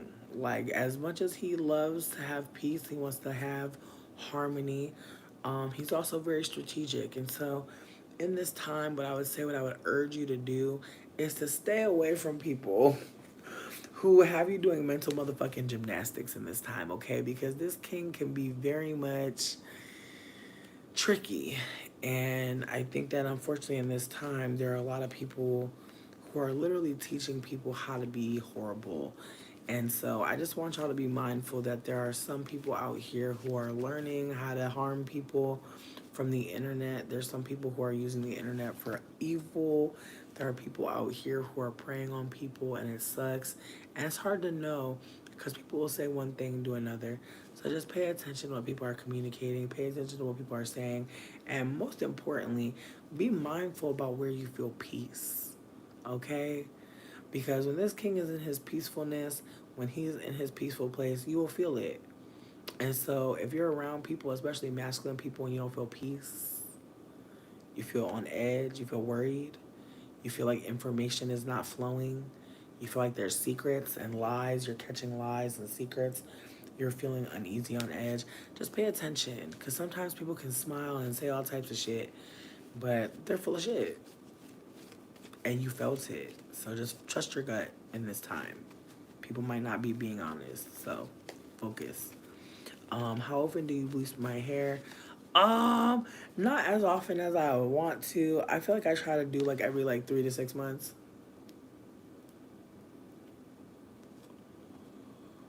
Put some of that oil out the pantry on your ends before bed. Oh yeah. Yeah, no, definitely. Like, no, I'm not gonna finish twisting the rest of my hair. I think I'm gonna just let this part just be kind of like this. I feel like I'm trying to embrace like the non-perfection of hair. Plus, I have my interview tomorrow, and I've decided I'm not gonna wear a wig. I just feel like I'm tired of wearing wigs. Like, I don't want to say like I'm like never gonna wear a wig ever, but I'm tired of like wearing wigs around white people. Like, I just feel like it's not something I want to keep doing. And I mean this for a personal thing. I just feel like I don't want any white person to be like finding out I'm wearing a wig anymore. I'm just done with it. Again, if I gotta work with white people and I want to change my hair, I will. But I want to start off with this as my base.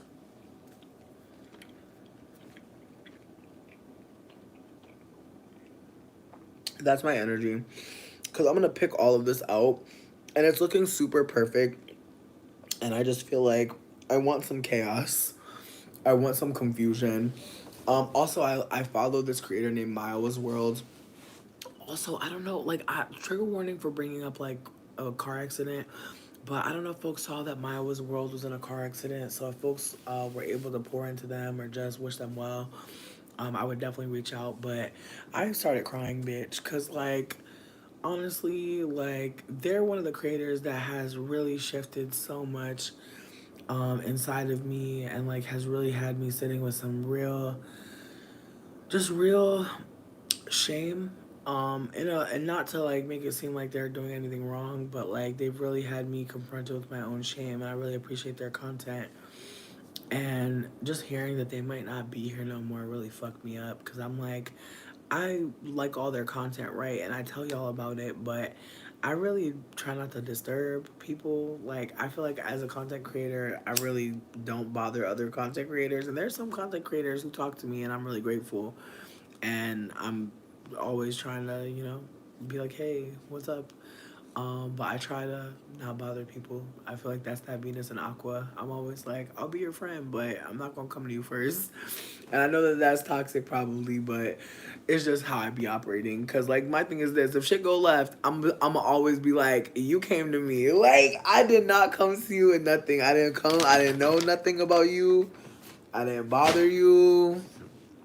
I didn't come to you. Like, and I know that that's probably like a little coping mechanism, right? To protect myself from like what exactly? Because if shit's still gonna go left, if shit's gonna go left, it's gonna go left, right? But with that being said,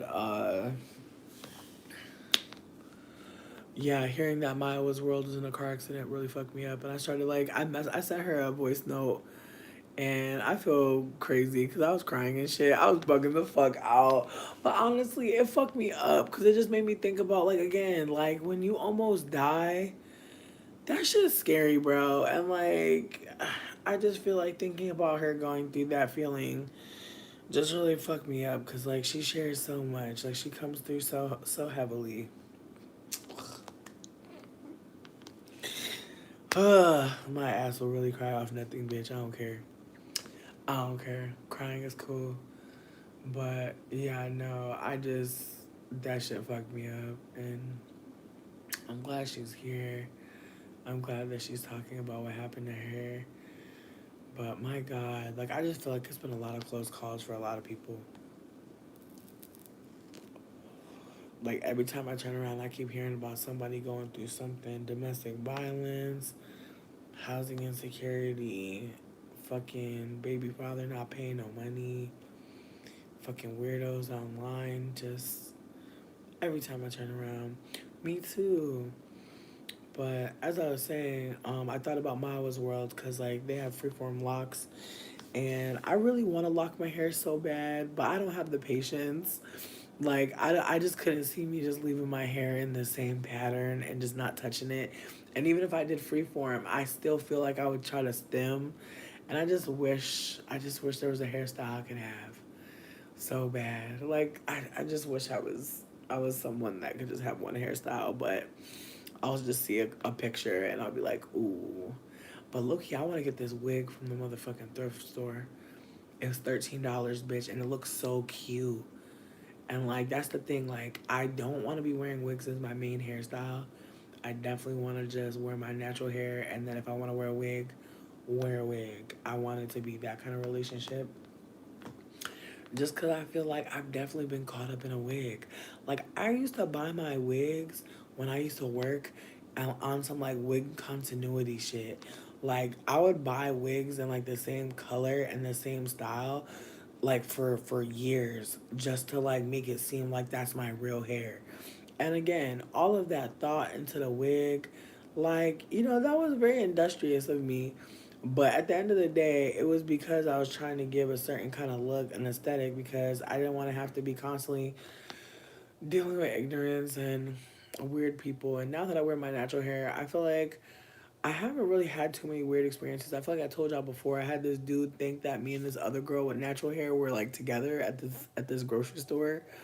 And then like recently I had this white lady go, "I love your hair." And I was like, "Thank you."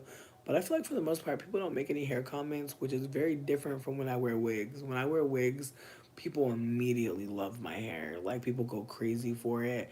And they usually don't think it's a wig, and even if they did, they don't say. And then like if someone does think it's a wig, like usually I'll just say it's a wig, honestly. Like I usually pop that bubble for them. Cause it's like I will tell you where I got this wig. I do not gatekeep. Like if a bitch is gagging for my hair, I'll be like, bitch, sensational. Or Friday night hair, GLS 103, you know what I mean? Debating popping out in your afro is too hot. I hope you do. I hope you wear your afro. I really do. A wig on top of the locks. Okay. Heard. heard. Yeah, no, I see a lot of the lock girls doing a lot. You know what I think I'm about to actually do? I think I'm about to just get half wigs. I really feel like that's my next move. Is I'm thinking I'm about to get like half wigs, and I think I'm gonna get like I think I'm gonna bleach my hair and then dye it like a dark ass like deep red, so that when it fades it'll be orange. That way I get two styles and two colors out of it. And I think I'm gonna get like a OD big ass like wig that like matches the hair while it's in its red state. And I'm gonna just like keep some conditioner with some of the color in it, like in a bottle. That way I can do touch ups on my front. But I really do think I'm gonna do like a half wig and I'm just gonna sew it in and then like maybe just keep my bonnet on at night. Do you think someone's zodiac can influence their relationship with their hair? You're not convinced your Aries moon keeps you committing, then not committing to locks. You think it's your Aries moon? That's funny. I mean, you did say you were a Sag sun, I believe. I think it's more the Sag sun. Like, I feel like every Sag I know, they really do like to change their style. I don't feel like any Sag I've ever met has like their natural hair. Like, maybe there was one, but even that person was like obsessed with their hair. So I feel like they might have had like some really strong like Taurian or Libran traits as well, but they were a Sag sun as well. But I really do wonder, it might maybe even Piscean. But I think that getting locks, like, it is a labor of love from what I've noticed. Like, some people say that it's like really easy to do. I I don't know how true that is. I feel like I haven't ever tried. I feel like this style is the closest thing that I do to locks. And honestly, I feel like I love this style on me. I feel like I wouldn't even like be feeling a way about like the beginning of locks because I feel like my hair is pretty long.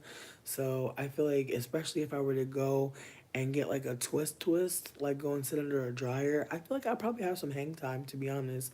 And I feel like that's like a lot of times like what people stress about like when your locks are like really short. And so I feel like for me, I'm trying to actually embrace shorter hair just because I feel like, I don't know. I just feel like recently I was just thinking about how like long hair is like hot and I feel like I like looking like I feel like I go between looking like a super hot like fairy femme or like a gym teacher that is a they them. You know what I mean? Like very much like you know what I like you know what I'm saying. You know what I'm trying to give. Like very much like I know like that's a Mr. Lady. You know what I mean? Again. I'm not trying to play nobody. I'm just saying like I know that I'm giving like are you LGBTQIA plus? And absolutely. Like I look like I have a backpack full of dick. Again, with that being said, I feel like I oscillate between a gym teacher who was hired through a program to put more trans people in schools, or I look like uh I look like a background singer, or excuse me, I feel like I either look like a background dancer from like a Lizzo music video, or I look like I could be chilling with the the gym teacher from Glee, like very easily. You thought you wanted locks because you thought they were low maintenance. Oh, you think locks are high maintenance? Ooh, tell us more. Tell us more. Because here's my thing. I feel like for me, what's high maintenance for me about locks is the fact that if I wanted to maintain this, I would have to like find some way to wash this as it is. And if it falls out, to just keep like trying to get it back to how it was. I just feel like that's the part that has me like, Because I feel like the locks must be started from two strand twists. Like these aren't two strand twists. Like these are just like me taking a section of hair and going like this. And so if this could become a lock, cool.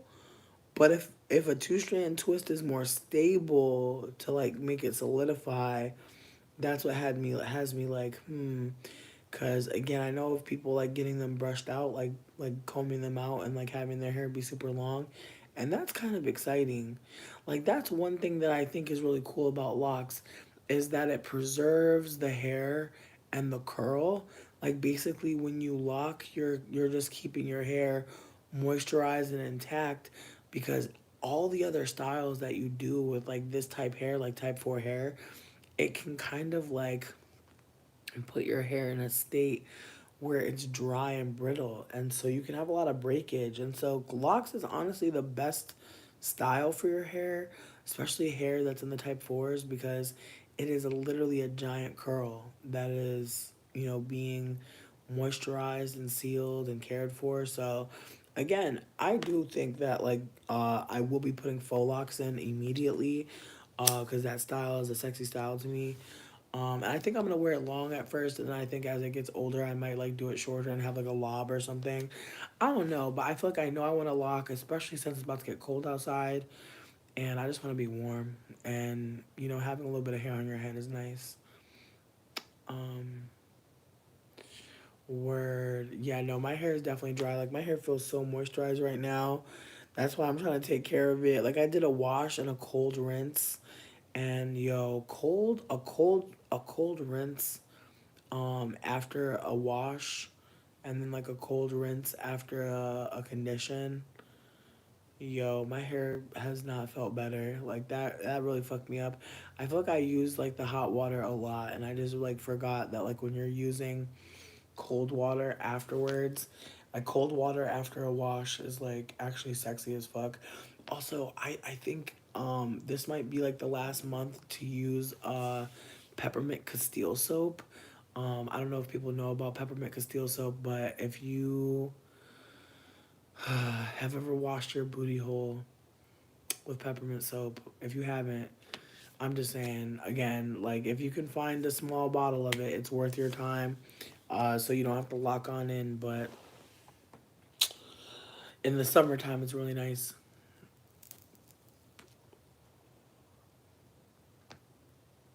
Mm.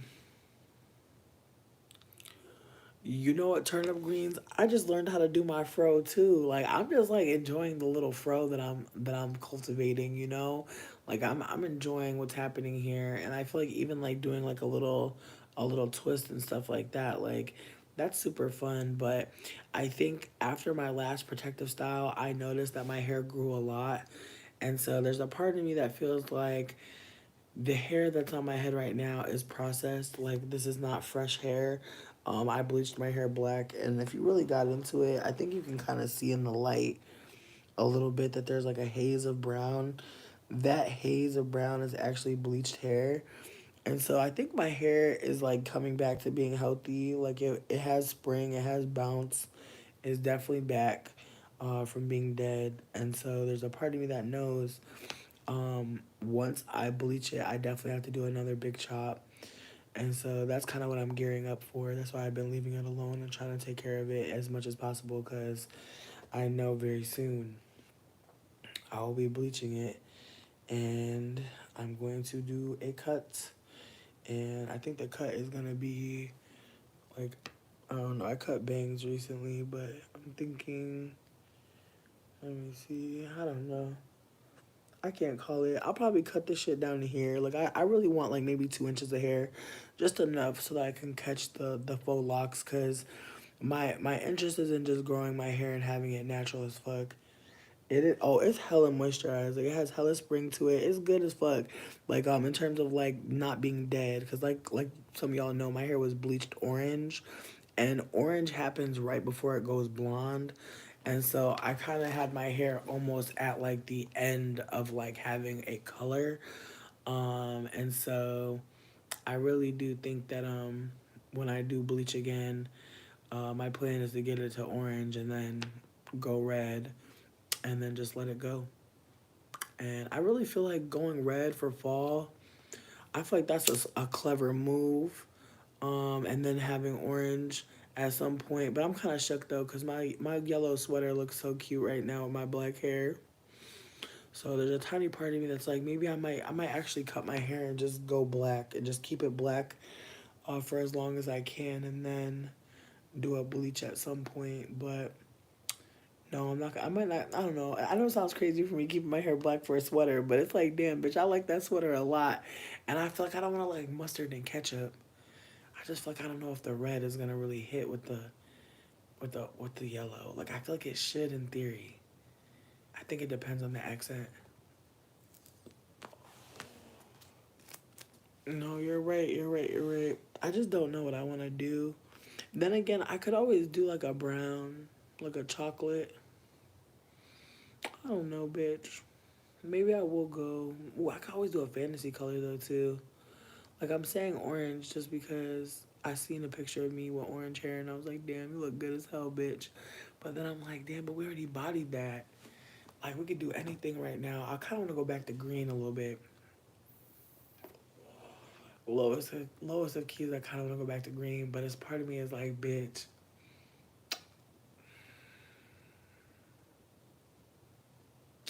shit gonna be a lot. I don't know. I think that's where I don't know what to do. Not your elbows hurt. No, me too. Listen, I'm gonna make it easy on myself. I already know the method I'm gonna do too. I already know exactly. I feel like crocheting the hair is the smartest thing you could do, cause you can cut it out so easily if you crochet it, and that's why I'm gonna crochet it this time. I'm not gonna braid it into anything. I'm gonna make sure it's crocheted in, and then twist it around my natural, so that when I go to take it out, I just gotta cut the hair that's not mine, and as soon as I cut it from the top, it slides right out, and I just gotta take down braids. Yeah, I liked my green braids. I really appreciated that style too. But I don't know. Like I really want to wear yellows. Like I really want to wear yellow a lot. Like I love yellow. And I just don't know how I'm going to look with the yellow now. I don't know. Hmm. I hate this for me, bitch. I really don't know what kind of hairstyle I'm going to do. Maybe I will still do red. But yeah, no, I don't know, babes. Um, yeah, no, taking out your hair, putting hair in, like, it is tiring. Like, you're right. Yeah, I don't fucking know. Like, lowest of keys, though, I feel like I only got a couple more weeks to, like, do a style. And there's a part of me that feels like I should just put some black fucking faux locks in. And just, yeah, because it's already fucking August. I feel like the black faux locks will have to do. And I feel like once I do that, yeah. Yeah, I think I'm just going to cut, like, an inch off my hair and put some black faux locks in. And just let it grow and just let it keep growing. Because I feel like maybe I'll just wait till my birthday to do my hair something different. Because by the time my birthday comes, I'll have longer, like, natural hair, and I'll be able to do different stuff. Because I'm trying to go short as fuck. Like, I'm trying to cut my hair short, short. Like, I almost want to get my sides shaved a little bit. But, I don't know. It really depends. I feel like the side shave moment was fun. But now I'm just like, that grow out period sucks.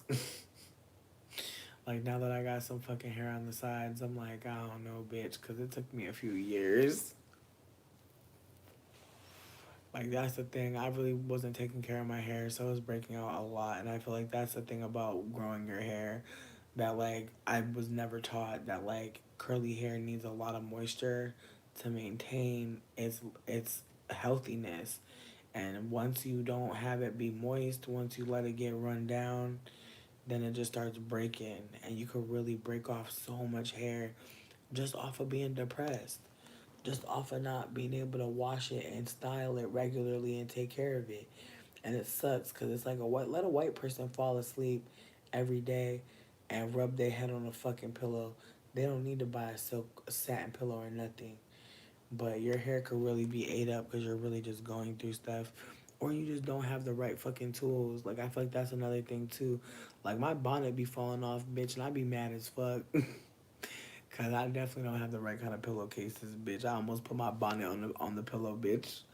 But with that being said, it's really fucked up. Like, how your hair could really just get ate up. And the only thing you're quote unquote doing wrong is just not protecting it.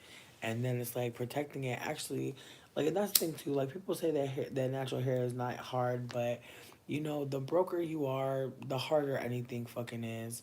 And luckily, I found a 2-pack of coconut oil and that's been holding me down like shit. And then I got this jojoba oil. They gave me a little discount, but that was still some money. And just being able to get the Aussie Moist, like being able to get the fucking Affigy. Like there's so many products right now running through my motherfucking head so that I can even have this. And this is important for me to even grow the shit. Like if you really don't fucking wash or condition your hair regularly or even moisturize it, just put some water on it throughout the day, you can really be fucking down bad, and it's really stressful. And then let you get a split end. Now the whole fucking hair shaft is split and the shit is thin. Yeah, I'm just tired of people making it seem like natural hair is easy. It's not about ease. What I really think the conversation should be about is the price of products. Because, again, like one thing that really hits me is how much money it costs to be moisturized. Like, it costs so much money not to be ashy.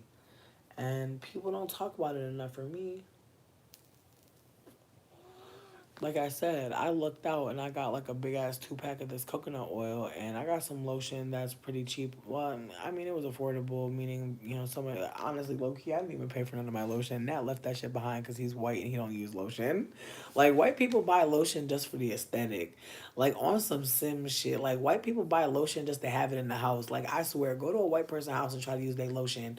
Why that shit got a snot in it? It got a booger in it every time. I'm like, when the last time y'all used this motherfucking lotion? But yeah, no, black hair, type 4 hair takes motherfucking takes science. It takes hair science. And so like finding out that Camille Rose was using Manuka honey in their hair honey, and then a bunch of black women being like, hey, they stopped using Manuka honey. It's fucking up our hair. Like, that is traumatic. And I really feel like I want to drag them somewhere that they'll see. Because, like, finding out that, first of all, finding a product, and I stole this product from a man, but I helped the man find it, and then he played with me, and I was like, fuck you, bitch. I want your hair to keep getting ate up, because he got a Texlax, and he wasn't taking care of it. And I'm like, how the fuck you get a Texlax, you don't take care of it? That is insane. But okay. So anyways, I stole back the elixir of life from this man. And that hair honey was fucking hitting. Like I was sitting there kind of shook. I was like, what the fuck? Because I didn't even know that you could put honey in hair. Now that I know that, I'm doing that shit all the time. And low key, you could use regular honey. So the fact that they're not even using regular honey anymore is crazy. But I put some fucking regular honey in my conditioner, and that shit been busting. Like, honestly, I don't know if it's rotten. It still smells good. Every time I use it, I smell it just to make sure it's not rotting in there. But I put a bunch of honey in my fucking conditioner, and it smells delicious. Like, a low key, bitch, I kind of want to make my own conditioner. Like, I'm at that point in my hair journey where it's like, bitch, I want to make my own fucking moisturizer. Like, I want to make something that I can use, like a moisture and a seal in one. Like, I'm gonna try to look into the hair science of that to see if that's a possibility. Cause I spent a lot of time moisturizing and sealing, and I'm like, bitch, is there a way for me to do both? And I feel like that's part of the honey stuff, right? So I'm gonna look into it. But that honey stuff made my hair, like, just like how my hair is curling like this and it's looking all shiny and glossy, like that honey stuff did that shit. And I think I got the honey stuff in my hair right now that I put in there. So I really do think like honey is the key for my hair. And again, honey is a humectant, meaning that it offers moisture. It provides moisture in a way that our skin does take, if that makes sense. It's kind of like when people make a sugar scrub, they'll use honey a lot of times, or coconut oil and honey. But honey is used in a lot of skincare, body care stuff because it's nature, it's natural, and our bodies love it for the most part. I don't know a lot of people that don't fuck with honey or can't fuck with it. So, with that being said, um, look into Manuka honey if you care. It's antibacterial honey. Like, that's also why the product was so good. Is it was a very high quality, high caliber of honey. It's a very thick honey. I personally feel like any honey will do it. They had regular honey and the Manuka. Now they're just using like a chemical, and so that's why you shouldn't buy it. But it's tragic. Like, I'm really sad, and like also I want to say the price dropped as well, which is even sadder. You know, like they lost so many people. Imagine that. But here's the cool part about it is like I think at this point like someone's gonna come out with a recipe, because if I find a recipe for that shit, I'm making it immediately. It's really great. And it smelled like caramel. That's the other part. That's the other reason why I loved it.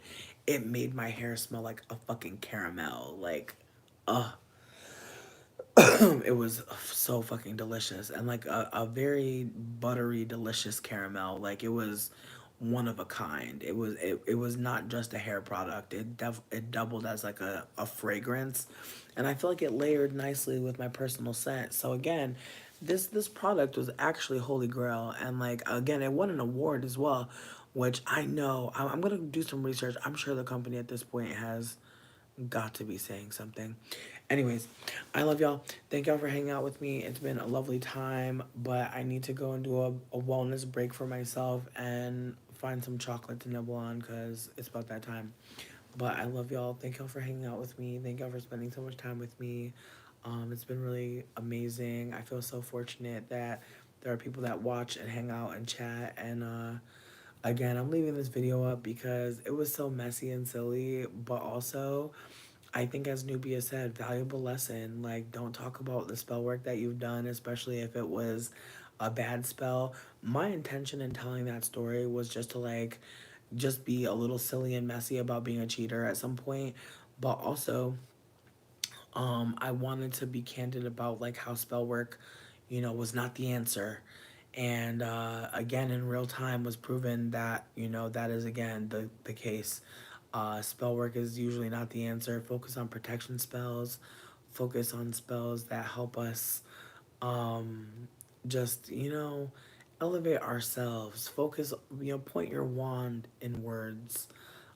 Do your reap and sow for yourself. Do not worry about another person leaving your life. People that come into it are so blessed, are they not? And you coming into someone else's life, you feeling safe to come into someone's life, what a blessing, right? So putting that out there, that if you feel like someone's gonna leave you and you must do some spell work, maybe do some on yourself. Okay? That's what I'm thinking about for me now. And so just thank y'all again for hanging out and for spending time with me. I love you. And yeah, I'm gonna go do some shadow work because this live was one to chew on for me, I think, as much as anybody else. So bye.